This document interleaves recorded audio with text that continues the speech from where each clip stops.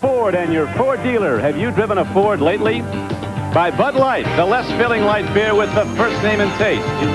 And by AT&T, the more you hear, the better we sound.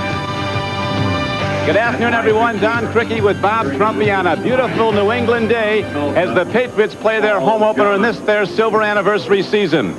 The Seattle Seahawks come in a rolling 2-0, led by a free agent quarterback, Dave Krieg, a gutty, innovative player. But he leads the team in rushing, Bob. I'm not sure that's what Chuck Knox wants. No. Last week he had 2 touchdowns running the ball. You're right. That's not what the Seattle Seahawks wants. The center. You remember that Jim Zorn used to do this, and it kind of cost him a few years because of a broken ankle. They want Craig throwing it. They want somebody else running it. One of the great backs in the league is out for Seattle. Kurt Warner, as you know. But Franco Harris is in. He knows about winning 4 Super Bowl championship years in Pittsburgh. Do they lose much, though, with the veteran Franco? Oh, yeah. Kurt Warner could go inside, could go outside, could get the tough yardage. Franco Harris has just had 14 game situations, and that was all last week since last December. He's still getting the cobwebs out, but he's got that mystique, and that's what Seattle wants. The Patriots have scored only 1 touchdown in the last 6 quarters. Today they want to spring Tony Collins, their Pro Bowl runner. He's got to get yards for them to move against Seattle. And he is a great running back. He makes great tacklers miss, and he's behind a huge offensive line. And on first down, I tend to think New England will give it to him a bunch. Well, we're set to go now as both teams are on the field, remembering well last December when the Seahawks beat the Patriots, killing New England's playoff chances. Ron Meyer would like to straighten that out, but he's got problems with his offense, as we commented, Don. He's got to get some people healthy up front and be in the right situation for New England to do all right. What Ron Meyer was telling us is that they have to avoid those second and long yardage situations. He said that the Seattle defense is a good defense first down. Second and third and long, they are a spectacular defense. Good pass rush. They've been very effective. They shut down Fouts last week after he got off to a 10-0 lead with the Chargers. There, the deep man now. David Hughes, a power back. Ready to run it back. Cullen Bryant, the veteran who played for Chuck Knox for the LA Rams, is back with him. Tony Franklin's been a good acquisition. The Patriots didn't give up that much to the Eagles. An 8th-round draft choice. If he kicks a lot of points, it goes to a 6th-round draft choice. He's not kicked a field goal yet, but he was very effective in preseason. The barefoot kicker from Texas A&M hits the ball, and the game is underway. David Hughes takes it across the 20. Gets a channel, and the Seahawks come out with good field position. They call the special teams at Seattle the Special Forces. They've been very, very effective. Great play, covering kicks and blocking for the returners. Seattle on offense has Dave Krieg, the free agent from now defunct Milton College, at quarterback. His runners are Eric Lane and David Hughes to start. Largent, that elusive split end, is out there. Paul Johns the other, and Charlie Young, a veteran tight end with good interior blocking. It's gotten a lot better this year. The offensive line play's been sound. 1st and 10 Seattle, 33-yard line of the Seahawks. David Hughes gets the ball, and Patriots with good pursuit splatter him at about the 35-yard line. Might have gotten 2 yards, no more. Ken Sims, Dennis Owens, and Toby Williams across the defensive front. They say of Sims, great potential, but that means you haven't done anything yet. Tippett, Nelson, McGrew, and Blackman are the linebackers. And the secondary has some good people, particularly Claiborne and the 2 safeties. Lippett's young, but he's come on. Secondary's good for the Patriots. So after a gain of only 2 yards, it's now going to be 2nd down and 8. Seattle, no score, opening sequence of downs after the kickoff. Craig rolling out, hands off to Eric Lane, and again, the Patriot linebackers so quick. Shed the blocking and make the knockdown. Don, one of the tragedies of Kurt Warner being hurt and Zach Dixon being out for the Seattle Seahawks, they're basically going with 4 fullbacks. They don't have that breakaway back. It is a major concern for Chuck Knox. And he doesn't want to have to throw the ball at will against this New England Patriot team. And one of the matchups we want to watch is the offense of the Seattle Seahawks. Steve Largent against Ray Claiborne. They'll match up all day long. Claiborne will go to whatever side Largent is on. He's on the lower portion right now. 3rd down and 8. From the shotgun, a blitz is coming, and Craig has a problem as the Patriots sweep him under back at the 20. Leading the charge was number 65, Doug Rogers, and Don Blackman, a very quick outside linebacker. A loss of 16 yards from behind the offense. You see the games up front that the New England defense is able to run. If New England doesn't respect the running game of the Seattle Seahawks, this is going to be a very long day for Seattle. Well, it's early so far, but that was, as you mentioned, Trump, a 16-yard loss coming on third down, and so now the punter is in. Jeff West to hit the ball for the Seahawks, standing back inside his 10. Irving Fryer, a game breaker, is back at his 42 for New England. He hasn't done it yet, but he will. A great player from Nebraska. The punt is high. It's an excellent punt. Driving Fryer back inside his 35, but he'll run it back. 40. Look out. Irving Fryer across midfield. 40. 30. He's going to go. Irving Fryer is tripped and goes down inside the 10.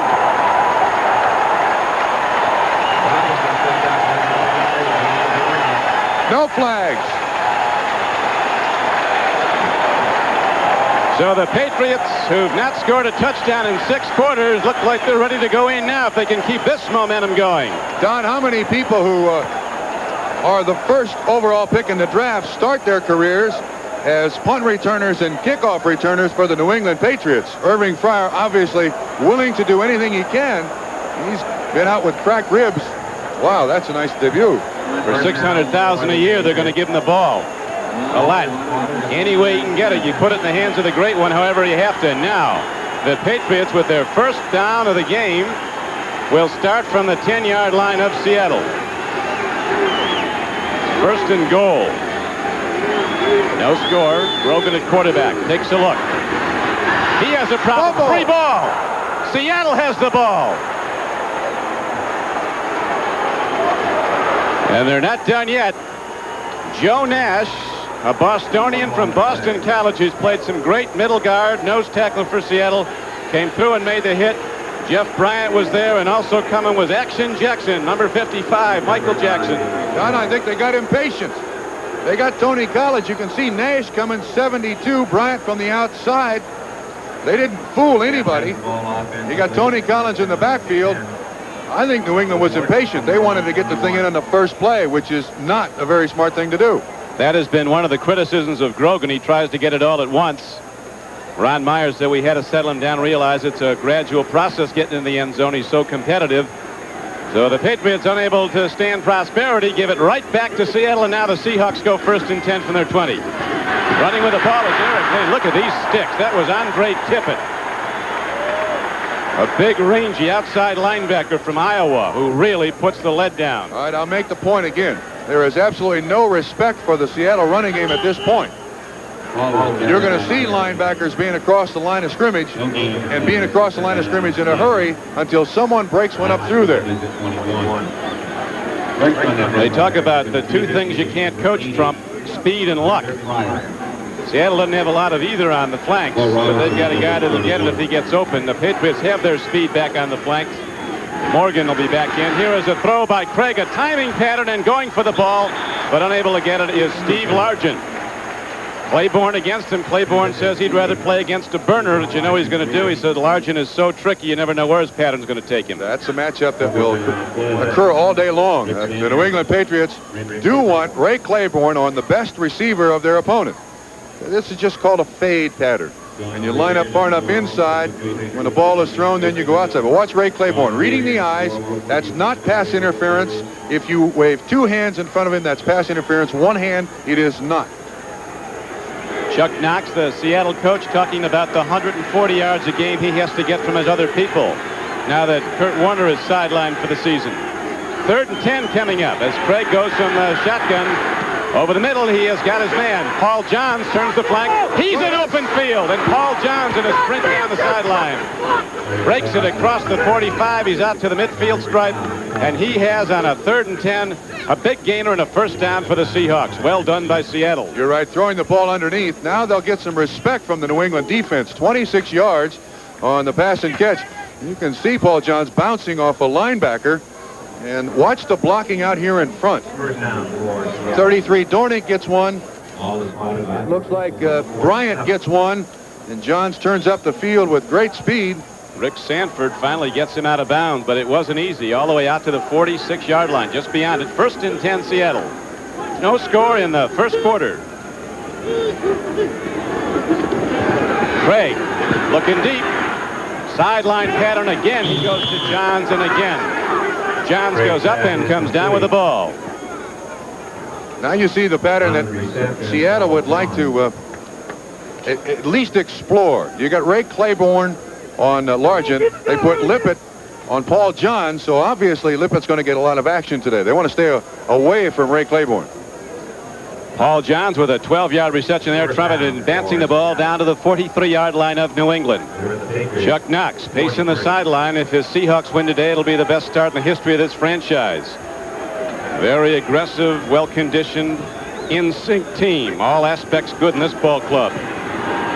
Craig with the hard throw, the sideline pattern to the long side of the field, and Largent coming back at the ball catches it again. So now the Seahawks on the right arm of Craig start to move the ball into the New England area. And also that's now 94 straight games as Steve Largent has caught at least one pass for the Seattle Seahawks. Dave Craig says he wants to get his pass production numbers up. Completing 48% coming in. He's got the numbers up today, though. 3 of 4 for 49 yards. They can't run it yet, though. And that's the personality of this football team. He sure can run it. Here he goes now to the run. David Hughes turns the corner. Good play. Lippett comes up from the corner. Ronnie Lippett chopped him, but there was a game which appears to be enough for the first down, so Seattle moves the chain markers again. My opinion alone, but I'll tell you, I think the New England Patriots have the best 4 tackling defensive backs in the NFL. You see their linebackers and defensive linemen try very hard to strip interference in front of running backs so that the defensive backs can make the tackle, and they can do it. They're great open field tacklers, all 4 of them. 3 of them are #1 draft choices in that New England secondary. They've got good people there. Seattle now looking to challenge. Has the ball 1st and 10, 33-yard line of New England. Beautiful day in Foxborough. Misdirection play. Hughes comes back and cuts against the grain. The pursuit started to flow the other way. David Hughes comes back, gets a good gain. He's inside the 25-yard line. He got 10. Don, that was a play that I think we've seen Franco Harris run for years. It's a delay handoff underneath, on top, but you see the 2 pulling guards in front of him. It's a real delay, and it sets up the defense for good blocking scheme. 50 McGrew on the tackle. A nice 10-yard gain. Ron Essink, Reggie McKenzie, Blair Bush, Bob Pratt, and Steve August across the defensive front. David Hughes, or the offensive front, as David Hughes is looked at. Banged up on a jarring tackle. He's to the sideline now. Like Franco is in the game. Franco Harris. Franco gets the ball and loses it. New England has it. 3 possessions and 3 turnovers if the Patriots have it. Let's see. Seattle got it back. They're going to say Seattle had it. Patriots thought they did, but Dave Craig fought for it and got it back. Don, you and I had a conversation last night with Chuck Knox as to any problems with Franco Harris. Watch the way he takes this ball. That's the way he's taken it for years from Pittsburgh. Seattle likes to take the ball with the elbow up. And apparently last week in Craig and Franco Harris, Chuck's theory was, look, as good as he is, give it to him the way he wants. Well, that time you could see Craig reach, and the connection was not quite made. Tippett had his hands on the ball, but Craig got it away from before he could tuck it in, so Seattle maintains possession and now has 2nd down and 13. He had 2 turnovers already in this game. Craig looks up the middle. Good coverage by the Patriots. Ronnie Lippett was on Paul Johns, and the ball skips into the end zone. In explaining his running, Dave Craig says when the arm doesn't work, you got to make the feet do it. Last week, you mentioned Trumpy scored 2 touchdowns, one on a 37-yard gain. You don't want that, though. You end up with a guy... you get a touchdown, but sooner or later, your guy ends up in the hospital. You're right. He's in the training room all week. You don't want that to happen. You want to protect that guy, and you want to have people around him that can run the ball. But as we said earlier, the Seahawks have 4 fullbacks. Chuck Knox there's the only NFL coach to take 3 different teams to the playoffs. The Rams, the Bills, and now the Seahawks. Patriots now with a 4-man front, 6 defensive backs, Don. 3rd and 13. Nice defensive play. Rick Sanford, former number 1 out of South Carolina, number 25, went up and tipped the ball away from a young wide receiver from Duke, Chris Castor. And so the Seahawks drive stalls, and now they have 4th down coming up, and they're getting ready for a 42-yard field goal attempt. Line of scrimmage the 25, so the hold will be at the 32 or thereabouts. Place kicker is a very good one. Norm Johnson, a big guy from UCLA. 5 for 6 on field goal tries this year. Hit all 7 extra points. Number 9. He's got a great holder in Zorn. He's also got one of the best long snappers in the business in Blair Bush getting it back there. He'll have it laces facing the goalpost. Perfect for Zorn. Kick has plenty of drive, and it's right through the middle. And so the Seahawks, after giving the ball away on a turnover, take it back, drive down the field. And so the first points of the game give Seattle a 3-0 lead. Don Criqui with Bob Trumpy back at Sullivan Stadium, Foxborough, Mass, where Norm Johnson is ready to kick it off now for Seattle after just hitting a 42-yard field goal for the first points of the game. Irving Fryer, Greg Hawthorne, and John Williams are back to await the kickoff of Johnson, and here it is. Good one. It's going to carry way into the end zone, and they'll not bring it out. Irving Fryer downs the ball, and on the touchback it comes out to the Patriot 20. New England had a golden opportunity. 42-yard punt return by Irving Fryer. Brought it down close. Couldn't get points, though, and Seattle comes back the other way and does it. Grogan at quarterback, Collins his main runner. Ramsey his H-back, really a tight end in motion. Starring and Morgan, good speed in the flanks, and Lynn Dawson's the tight end. They're really playing with 2 tight ends and 1 running back. Offensive line, some say, could be the best in football. There's none better than left guard John Hanna. 1st and 10, New England from the Patriot 20. Handoff goes to tough Tony Collins. Doesn't get much. Seahawks say the key to this game defensively is to jam the front, seal off the blocking areas of the offensive front of New England, and make those runners go east and west. Jacob Green and Jeff Bryant on the ends with Joe Nash in the middle. There's 3 men. They're tough. Great pass rushers, all of them. Linebackers very active, also big. Rather unusual today in professional football to find linebackers of that size. And the defensive backs, that's a misnomer. They'll at times play 8. There's only 4 listed there. 2nd down and 7. A hard yard comes ahead, and it's Tony Collins fighting for it as he's hit at the 26 and gets maybe to the 28-yard line. Bruce Schultz knocked him down. Oh, no huddle. Going right at it. No huddle. Whatever it takes to win. 3rd down and 2.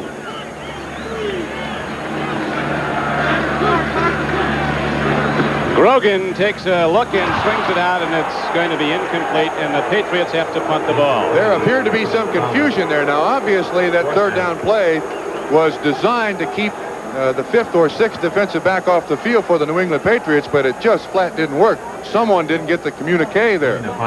Let's see if Steve Grogan goes to Ron Meyer and wonders what happened. The receiver on that side kind of just floated out there and didn't do anything. And you can see Grogan looking for him, waiting for him to do something. And then the alternate, of course, appears to be a screen. Nothing. That's 2 great opportunities totally missed. Luke Pestridge, who came in from Denver, had a great punter here last year. Rich Camarillo out with a knee injury. Here is a long punt downfield, and the ball is taken to the 29-yard line. Paul Johns downs it there, and there the Seahawks go on offense once again. 43-yard punt, no return. Seahawks leading 3-0. Have it when we come back. Back and ready to go. 65 and sunny. Opening day at home for the Patriots. Right now, the Seattle Seahawks have the ball, leading the game 3-0. Dave Krieg at quarterback with a 1st and 10 call from his 30. Handoff goes, and it's across to the 32-yard line. David Hughes runs the ball there. Coming up to make the tackle was an inside linebacker, Larry McGrew, who's called on to start now for the Patriots. Trump replacing a tremendous player for New England, Clayton Weissoon, is out with the knee. Matter of fact, they lost their 2 starting inside linebackers from last year, Rembert and Weissoon. That's 50% now of your linebackers and McGrew can play. He can play inside. He can also play outside. 2nd down and 7 now for Seattle. Largent. Krieg rolls, Sims after him, and Krieg gets ahead for maybe a yard and gets up, which is the important thing. Yes. On the roll, Largent was to the near side of the field, and once again with that single coverage, man-on-man with Ray Claiborne, Largent was coming across the field. You'll see at the top of the screen, the matchup should be coming from the left-hand side. You'll see Largent there, and Ray Claiborne is right behind him. Should appear here in just a second. There he is right there. You see Claiborne right behind him. That's why Craig kept the ball. He had nobody to throw it to. Kenny Meyer, who worked with Joe Namath at Alabama as a quarterback coach, is the quarterback coach with Seattle. He says the greatest attribute of Krieg is his ability to see the whole field. He doesn't miss one thing out there. When you roll him out, he checks everybody out before he releases. Krieg throwing now, going long, and he has Paul Johns. Another perfect pass-catch combination. Krieg to Paul Johns on a 3rd and 6 play. The Seahawks strike long, get the 1st down. 23 yards. 23 yards on the catch. This is the other side. This is why the Seahawks are going to Paul Johns. Look at that man-to-man bump and run. Claiborne and Largent. It's going to look like a do-si-do all day long, I think, for both of those guys. Right now, Seattle comes out of the huddle with the ball at the 37-yard line. It is going to be 1st down and 10. Seahawks lead the game 3-0.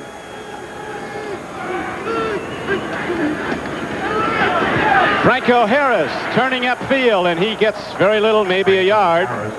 Harris is a big back, but he's not a power back. Never has been. He's a cut-back runner. That's been his strength in all those championship years at Pittsburgh.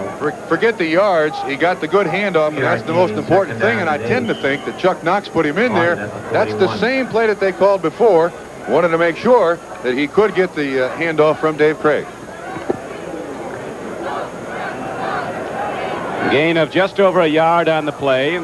Trying to make it 2nd down and 8. 2 yards more, and Franco becomes the 2nd man to get 12,000 yards rushing career.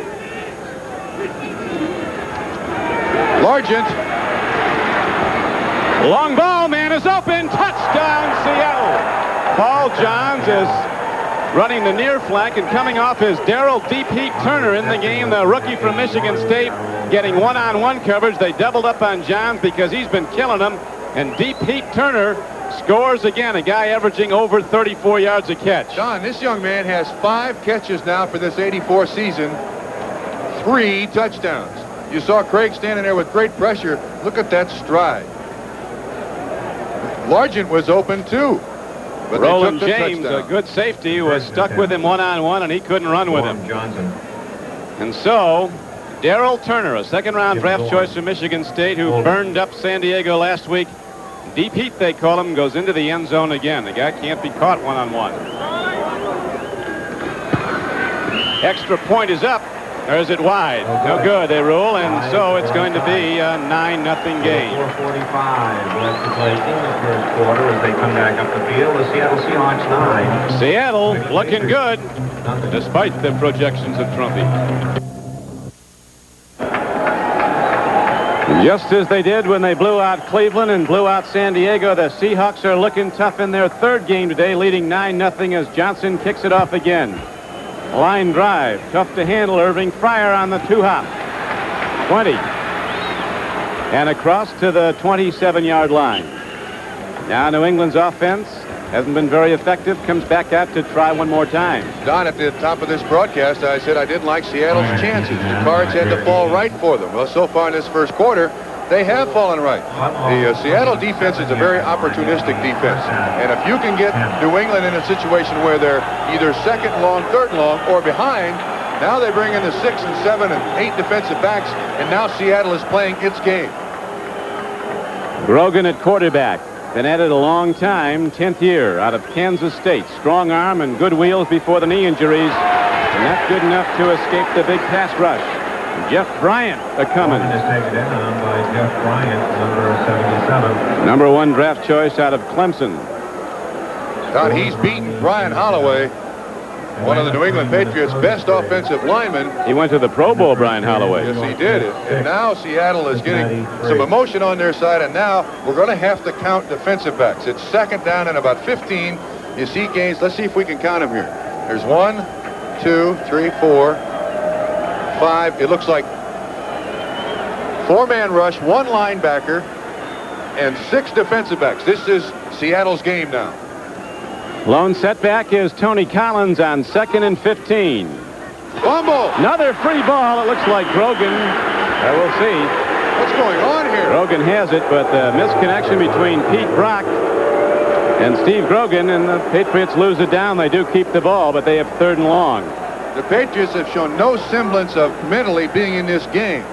One of the things that Ron Meyer has tried to do with his football team is mentally prepare them to play. They've shown no emotion. They have absolutely no togetherness to this point. He's got to be very disturbed. Kansas City, a surprise team with a 2-0 record with a surprise score. Leading their arch rivals, the Raiders, 3-0.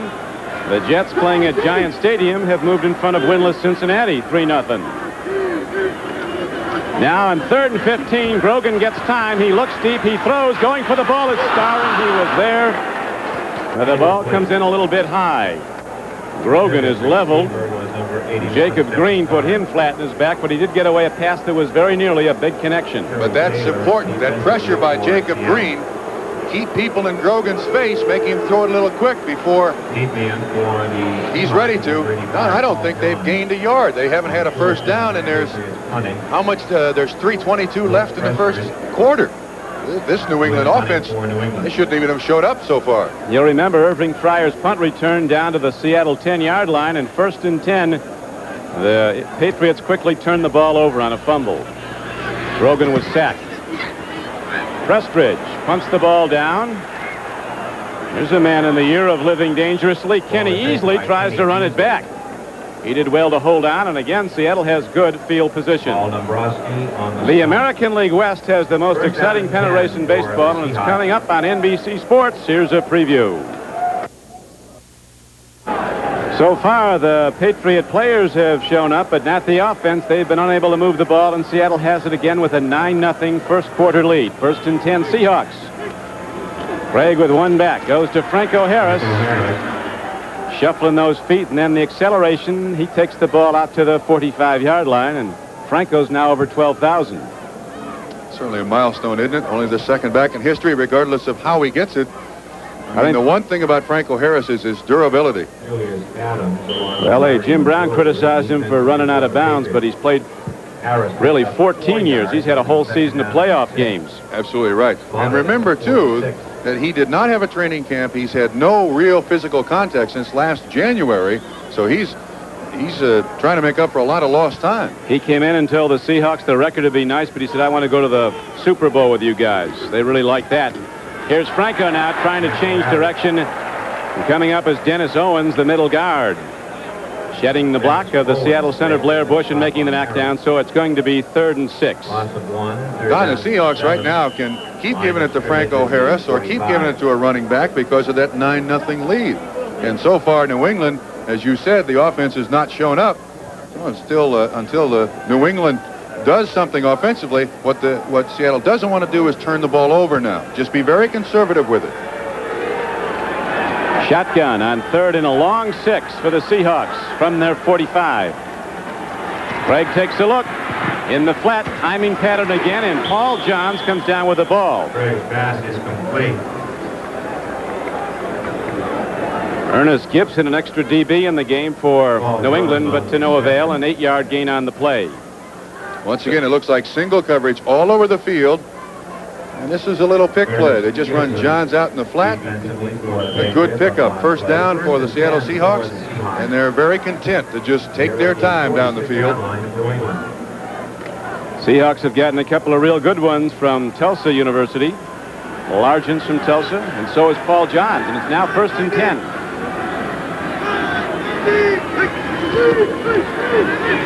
Krieg rolling, now dropping back to a screen, and a well-executed play it seemed. Still running with the ball is Mike Tice, a backup tight end. They'll spot it at about the 41. Now, while we have a moment, let's go to NFL 84 in New York. All right, Don, the Meadowlands, the Jets have taken the lead over Cincinnati. Kirk brings a 74-yard return after a Jet goal line stand forced the Bengals to kick a field goal. That set up a Pat Leahy field goal, 39 yards. The score now is 6-3. The Jets lead it. Thank you, Bill. And here in Foxborough at Seattle, 9-0 over New England. Krieg throwing the ball very effectively. He's put it up 10 times. He's hit 7 for 123 yards. And a long ball touchdown to the rookie, Darrell Turner. Handoff on 2nd and 2. Patriots throw it back. We'll see where the ball is spotted. They had to get down to the 36-yard line. David Hughes, a big power back, runs the ball hard. They're really running with 5 different backs, although one of them is not playing today. Zach Dixon's out with a knee injury.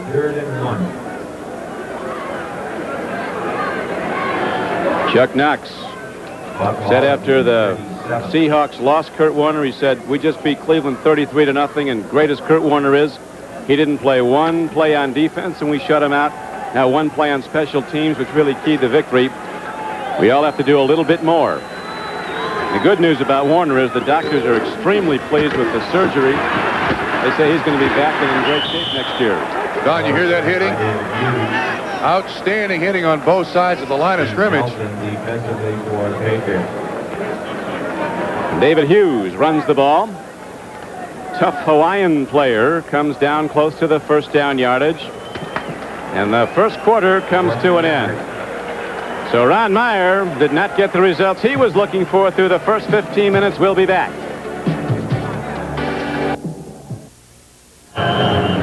Coach Knox and Coach Myers. So far, Chuck Knox's Seattle Seahawks have been the dominant team. And again, they have good field position, but they have to punt the ball as we open the second quarter. They were inches short. Looked like they got the first down, but the spot was short of the mark. Yeah, they got a very rough spot. Look at that. You wonder why the score? West punts the ball, hits it high, and it'll angle into the end zone for a touchback. Knox often talks about making your opposition go the long field, and the kicking game does that. It has so far today. The Patriots get the ball back, but they'll start out at their 20 with 80 yards to the end zone. So Seattle with a 9-0 lead, and Grogan on the Patriot offense tries again. Grogan's had a tough day at quarterback for New England. 2 fumbles and 2 sacks. He tries to move the Patriots again. They trail 9-0 now as we're early in the second quarter. Handoff. Handoff is to Tony Collins gets ahead maybe for 2 or 3 yards, running into the left side of the Seattle defense. Shelton Robinson, a big free agent linebacker from North Carolina, number 57, sweeps him under. Don, there's no reason for New England to panic now. They got to go back to their game plan and just establish something at the line of scrimmage. They've got to be patient. They got 3 quarters to get back in this ball game. I don't think offensively they can play any worse than they did in the first quarter. They got that much to build on. Well, they got speed on the right flank now. Morgan is out there and Starring on the left flank. Both can go deep, and they're doing it right now. Morgan. Almost intercepted. Keith Simpson, the left side cornerback, came up on the ball, and Morgan did well, turning defensive back to keep him from catching it. You know, it's interesting. New England has thrown the ball to the outside and to the outside exclusively. They've not tried to throw inside. Last week, Miami, here we go with a quick huddle play. I'll continue in a minute. Grogan twice now has put his team in alignment without a huddle. 4, 6, 8. 3rd and 7. They're trying to get Seattle, keep them from getting those people in the game. They only have 10 men on the field, Don. All they needed. I repeat. That might make it even. Yeah, because of the quick huddle and the quick play at the line of scrimmage, Seattle was trying to get their 5th and 6th defensive backs in. They only had 10 guys on the field, still got a sack. 3rd sack of the day for Seattle. They got nothing. They used to work for Bud Wilkinson at Oklahoma back in the 50s. He'd run 4, 5, 6 plays without a huddle. Patriots might go back to huddling. I think it'd be a great idea. At least talk this thing over. They're going to punt it again, and that field position again is going to be good for Seattle. Prestridge in for the injured Camarillo, standing back inside his 5-yard line to punt the ball for New England. Gets off a good one. Here is Paul Johns, who does it all, coming back on the return. He coughs up the ball, but he... No, Seattle ball. Oh, wait a minute. He didn't have possession. The official says New England's going to get it, but he didn't have possession on the sideline. No, he's saying Seattle's going to get it. He pointed the New England way. I know he did. Now he changed his mind. Once this ball gets to the sideline, it's the last team in possession. And in order to... Okay, they're going to give it back to Seattle. Once this ball goes out of bounds, before anybody can retain possession, he's got to have control of it. But watch when the ball... He steps out of bounds right there. It's Seattle's ball going this way. Seahawks dominating this game. Maybe they'll be like golfers, give strokes. They played with 10 guys the last time. Ball's been all over. Does draw a crowd, but it's Seattle's once again. It went out of bounds. He tries. Greg James, that is. So the Seahawks will have it 1st and 10 at the 28-yard line when we come back. And has not had a first down, and look, there's no coach rallying the troops over there on the sideline. They're just sitting there basically by themselves. Where they played, nobody will talk to them. Well, somebody should. Now it's 1st and 10, 2 arms on the ball. It's been hop free a number of times. A short gain for Seattle. Running with the ball was Eric Lane. Today's game is brought to you by Chevrolet, with the performance, the style, the innovation, the quality, and the value that make up today's Chevrolet. By Stroh's and Stroh Light, proud sponsors of the Stroh's Run for Liberty. And by Apple, makers of Macintosh, the computer you already know how to use.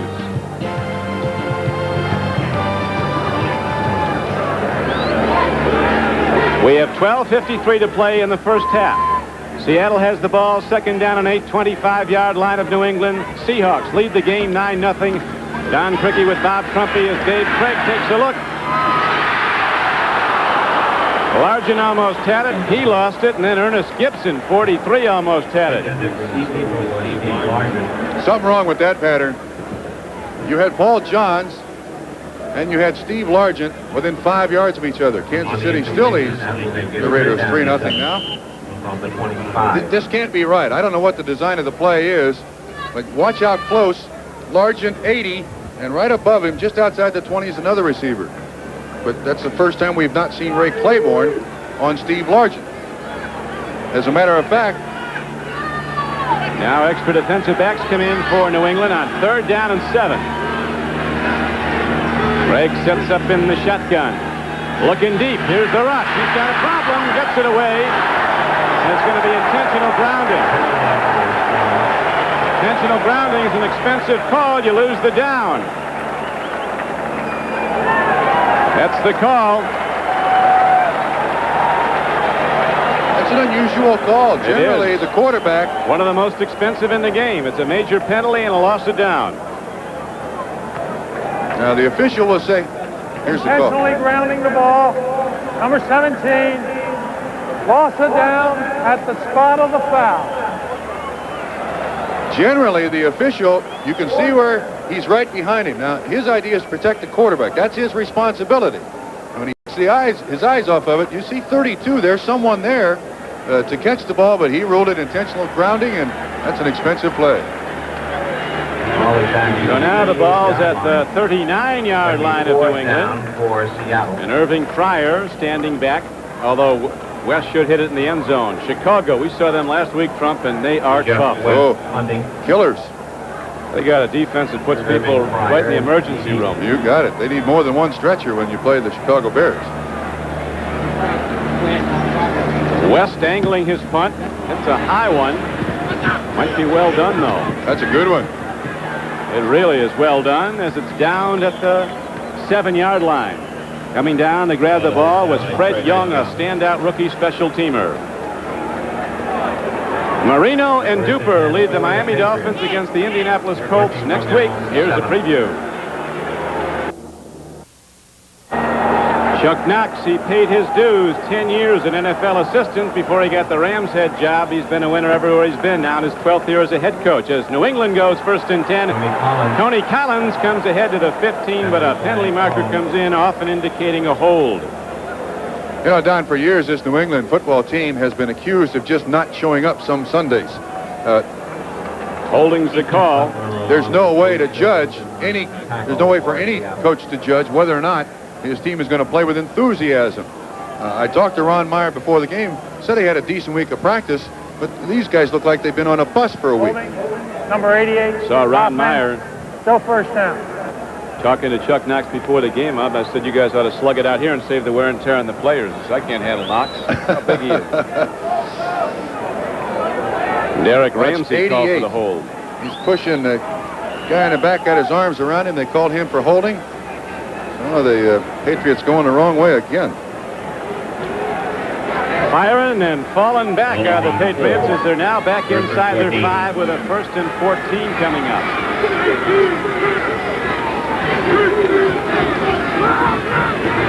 Tony Collins going wide, working hard to get maybe 4 yards out to the 8. 1 o'clock games in this 3rd week of play. Kansas City standing tall at Arrowhead Stadium, leading the Raiders 3-0 now in the 2nd quarter. Chicago with another field goal by Bob Thomas extends its lead over Green Bay to 6-0. The Jets still holding to that 3-point lead over Cincinnati, a team Trump that was supposed to be good, but the Bengals haven't won yet. You all right? Minnesota and Atlanta. Not much offense around the league today as the Vikings lead 6-3 in the 2nd quarter. Tony Collins runs again behind the right side, the power side. John Hanna pulls and gets in front.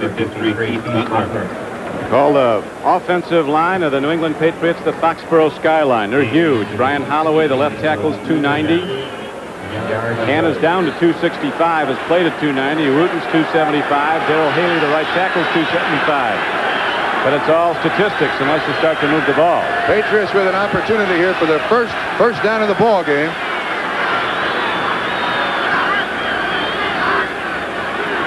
Third down and 1 for Grogan in the offense. Still the one back. Still it's Tony Collins. Go. Big defensive play. Shelton Robinson comes in along with Bruce Schultz, number 58, a Texas linebacker. And again, the Seahawk defense slaps back the Patriots on a 3rd and short. Don, we've jumped on the New England Patriots, but let's give credit to the Seahawks coming into this ball game. Their opponents had converted just 3 of 22 third downs into first down. So this is a team that they're not playing out of character. They are a great team on 3rd down. So now the Patriots have gone through 7 quarters of football with only 1 touchdown. Jets now leading 16-9. Freeman McNeil just went in from 15 yards out after Ken Anderson threw to James Brooks for a Bengal touchdown. Once again, the punt by Prestridge. It doesn't carry far. We'll see what kind of a hop it takes. A good one for New England. It'll end up as a major league punt rolling all the way down to the 29 and 28 yard line. We got a flag. Penalty markers down and a holding call is signaled against New England. That's unbelievable. On a punt? Now see, special teams are generally the indicator of the attitude of your football team. Most of the guys that play on special teams, Don, that's their only responsibility. And if those guys go out there half-heartedly, it shows for the rest of the football team. On the kicking team. Still 4th down. Ed Reynolds, a rookie linebacker from Texas, caught for holding. So a 49-yard punt with, as you saw, no return comes back with 10:29 to play in the first half. Seattle leading the game 9-0. Here's a correction on the Jet score. It's now a 13-9 game. Sorry to have misinformed you, but they've got a long way to go there as we do here. But so far, Trump, we have seen 0 first downs for the Patriots. Not only have they not scored, they haven't gotten a first down. They had a 1st and goal at the 10-yard line early in the game.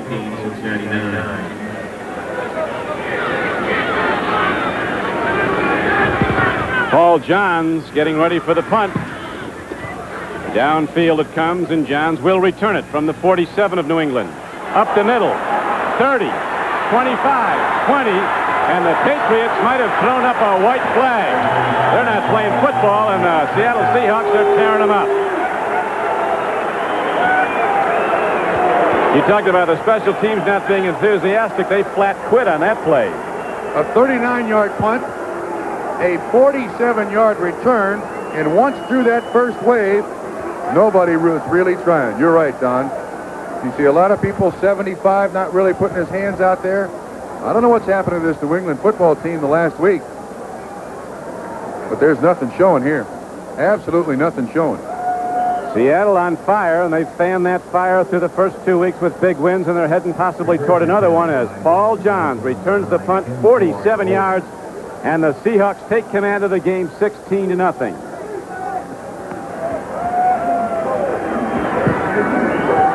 Extra point by Norm Johnson is up and good. 16 left to play in the first half here at Sullivan Stadium as they come back up the field. Seattle Seahawks. Seattle with a 16-0 lead on the good extra point. Paul Johns just ran back a punt 47 yards, and the Seattle Seahawks have opened up a 16-0 lead. Norm Johnson getting a lot of work on kickoff. Irving Fryer getting a lot of work returning him. High spinning kick, and Fryer will take it at the goal line. He can go. Not here, though, as Seattle, with the special teams coverage, the special forces, they like to call it, under Coach Rusty Tillman, fill the lanes and are not taken out of them, and there's nowhere for Irving Fryer to run. But, Don, did you notice that there were 4 guys there to make the tackle on Fryer? Nobody's doing anything for New England. Right now, we remind you that this telecast is presented by authority of the National Football League. It is intended for the private use of our audience.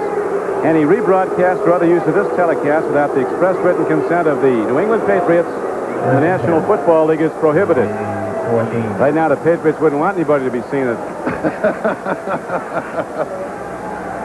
Craig James in the backfield. First and 10 Patriots. James gets his first call. Working hard, gets some, then is thrown back by Keith Butler, who led the charge. Now in his 7th year from Memphis State. Well, you're down 16-0 with 9:50 to go in the second quarter. Very unimaginative call, wouldn't you think? Boy, there've been big plays on the other side, though. 47-yard punt return. Before that, we saw a 41-yard pass play. Darrell Turner in the end zone. As Bud Grant said about man-to-man coverage, at least when there's a breakdown, you know who to blame. That's true. Seattle now with 2. Takes me a while to count them. 4, 6 defensive backs, 1 linebacker, and a 4-man rush. 2nd and 6 for Grogan and the Patriots. Intercepted. This will go in. Kenny Eason. Touchdown.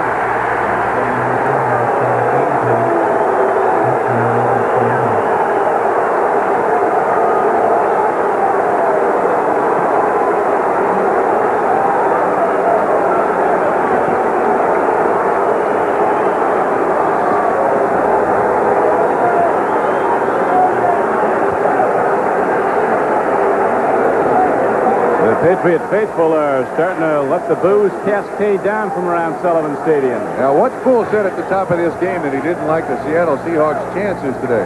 I thought they were playing the New England Patriots. This ball is intended for Irving Fryer.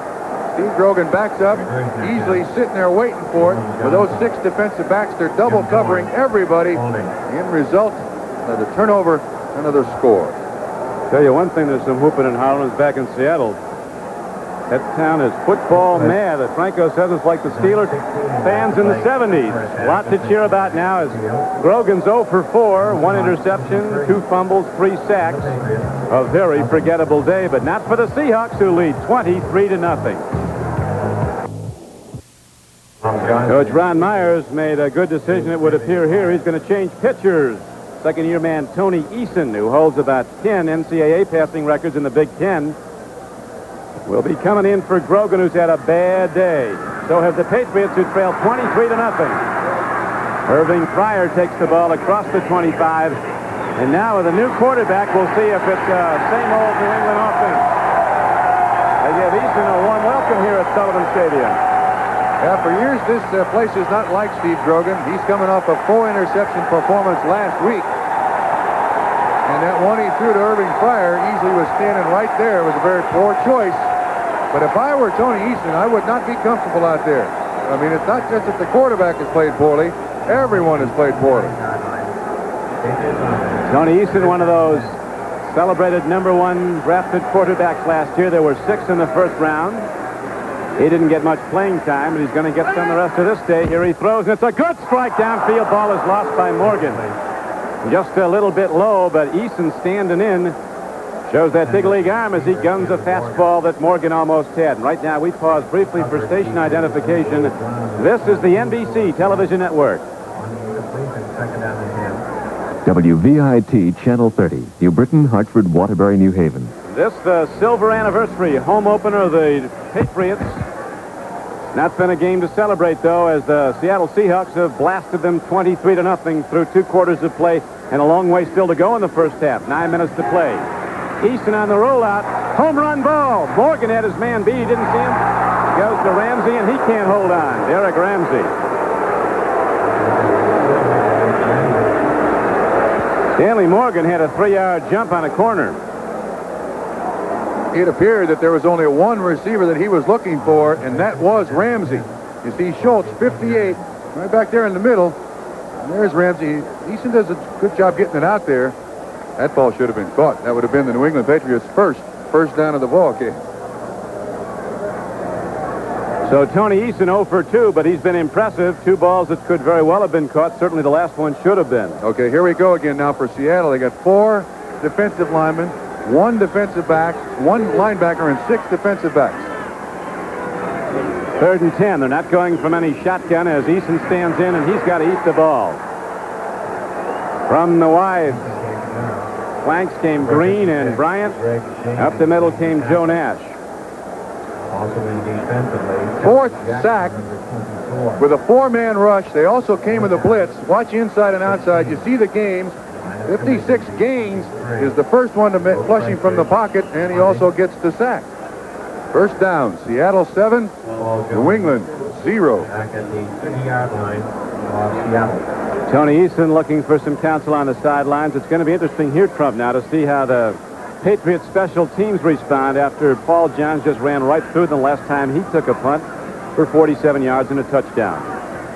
Prestridge hits a boomer. High, long punt. Johns signals for and makes the fair catch back at the 28-yard line. So the Seahawks get the ball once again after a 50-yard punt by Luke Prestridge. We'll be back in a moment.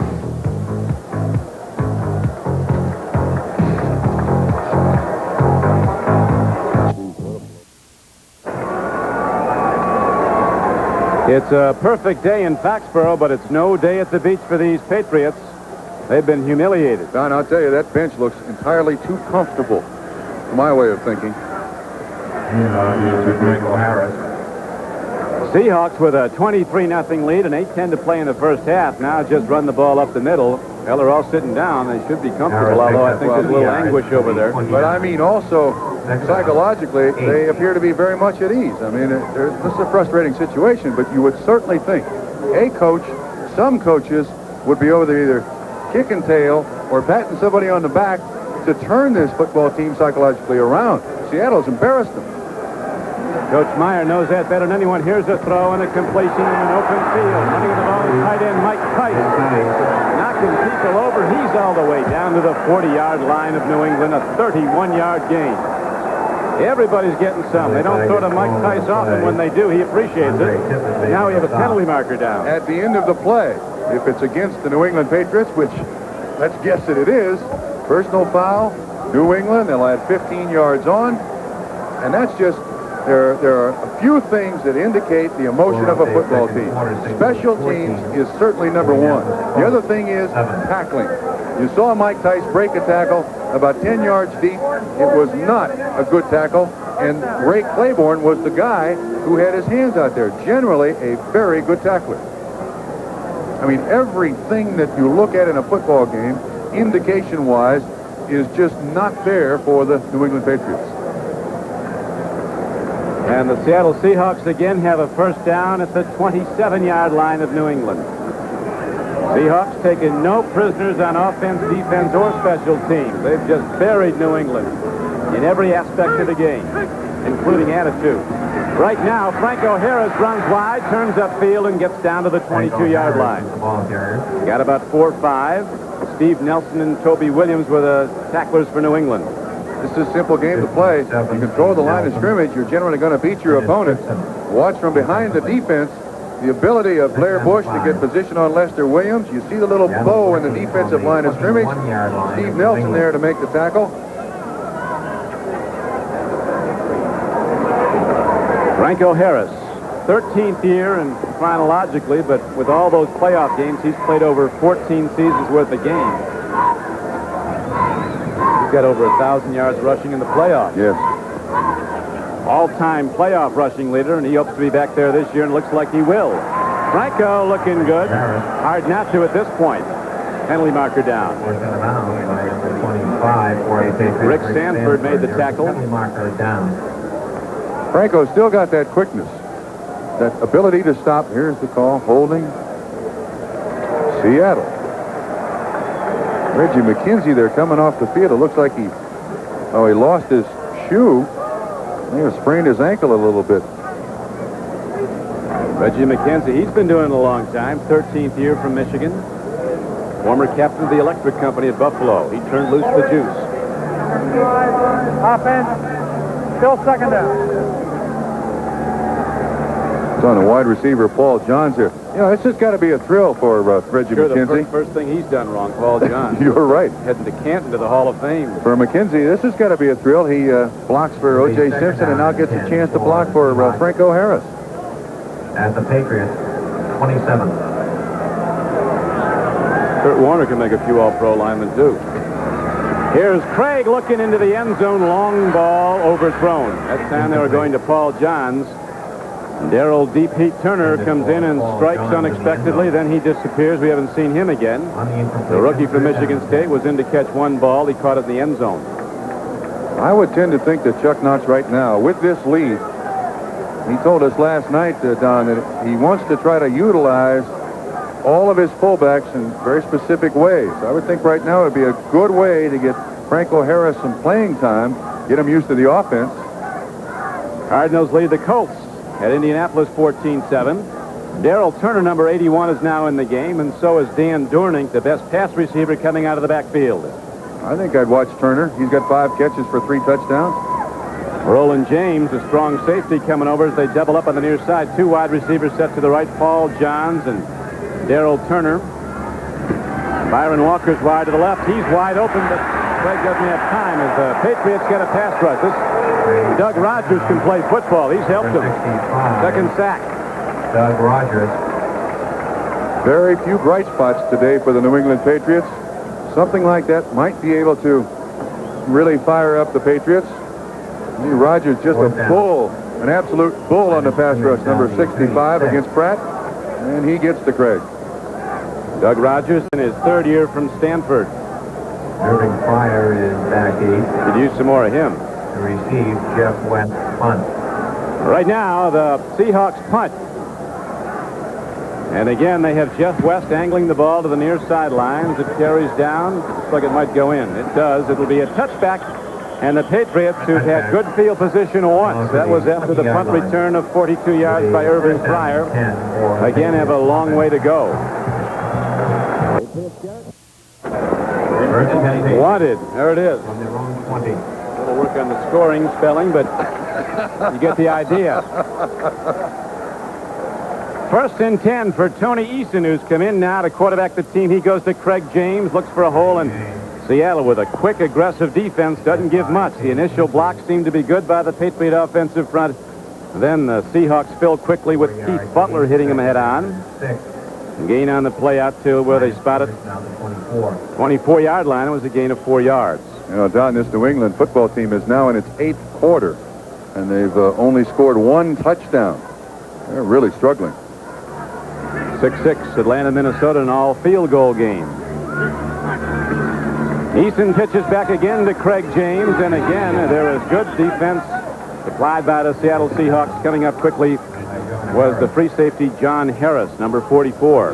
Last year, this New England running game was outstanding, absolutely outstanding. For some reason, the New England Patriots went away from the 2-back offense went to the one-back offense with the motion tight end, and through the first 2.5 games of this season, it simply has not worked. And Ron Meyer says it's their offense. Sure doesn't work. It's been a long time since they've been in the end zone, these Patriots. Now they go back to the run on 3rd down, and they don't get there. Pryor was running a fly pattern down the field with a man in pursuit, but Easton's play was a called run all the way, and it didn't get there. So on 3rd down, 4th down, and 3, once again, Luke Prestridge comes out to punt the ball. I don't know which way to look at it. Is Seattle this good, or is New England this bad? The Rocket offense, 1, 2, 3 kick. Yes, Lawrence Welk. A 1 and a 2 and a 3. Bob Hope said the other day that he and Lawrence Welk play golf together, then they hold hands afterwards and try to contact the living. Well, somebody ought to contact the living down there on the New England bench. Can't find many. Knuckleball punt. High hop, they're going to let it roll, and takes a good roll. Here's another penalty marker coming in. What would a punt in this game be without one of those? 54-yard punt, but it could come back. Bob McElwee, the referee, with 3 minutes and 59 seconds left to play. Illegal push in the back by the turning team.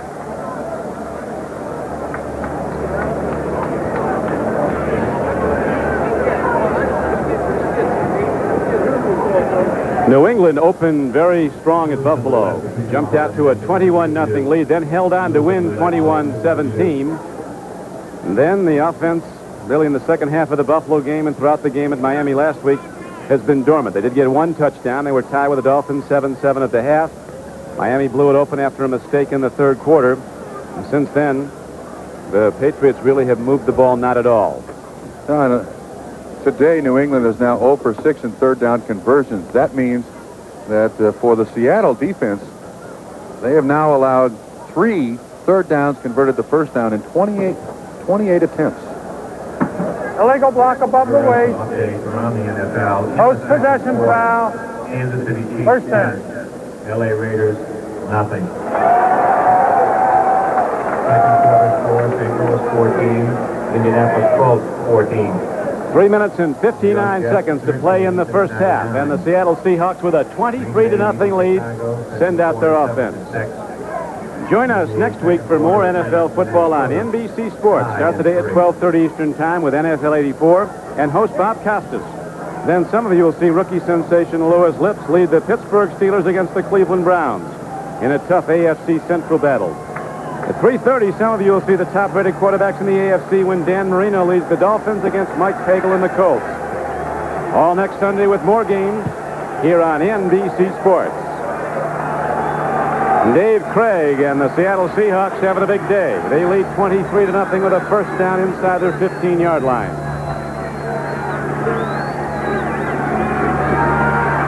Franco Harris going wide. New England defense playing hard, shutting down the run again. Don Blackman, 55, and Roland James on the tackle for the Patriots.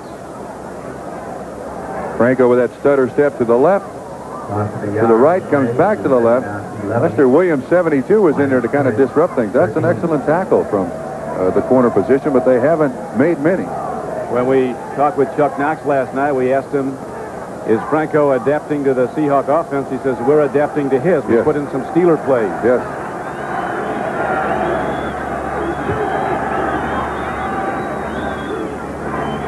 Second down and 11. Franco again. Nothing there. The 3rd down and 11. Toby Williams closed it down. Number 90 also on the play was Andre Tippett, number 56. This has got to be encouraging for the Seattle Seahawks without Kurt Warner. Even though Franco Harris and the other running backs are not really eating up the yards, the 23-0 score and the opportunistic defense of the Seattle Seahawks has taken over. You remember what Chuck told us last night? He said, we don't make excuses. Kurt Warner is out. Somebody else has got to do the job. Today, the special teams and the defense has done the job. Well, I talk about, emotion being 80% of football, and this team is a very spirited up team. They're just ready to play every game, every down. Seattle fans who packed that Kingdom have a lot to be proud about. This is a team that really wants to win and has been doing it. Off to the best start in the history of the franchise if they win today, and that seems to be very much a lock unless they fall apart. Number 17, offense. A couple of mistakes now for the Seahawks. Chuck Knox, like any coach, doesn't want to see mistakes no matter what the score. You're right, but still, I would think Seattle would be very conservative. They don't want to throw the ball up here in any situation that might give some momentum back to the New England Patriots. There's 2:23 left in the first half, and they want to make sure that they don't, if they give something up, it's not a cheap one. Delay of game now sets the Seahawks back inside their 8-yard line. Third and about 16 or 17 yards to go for the first down.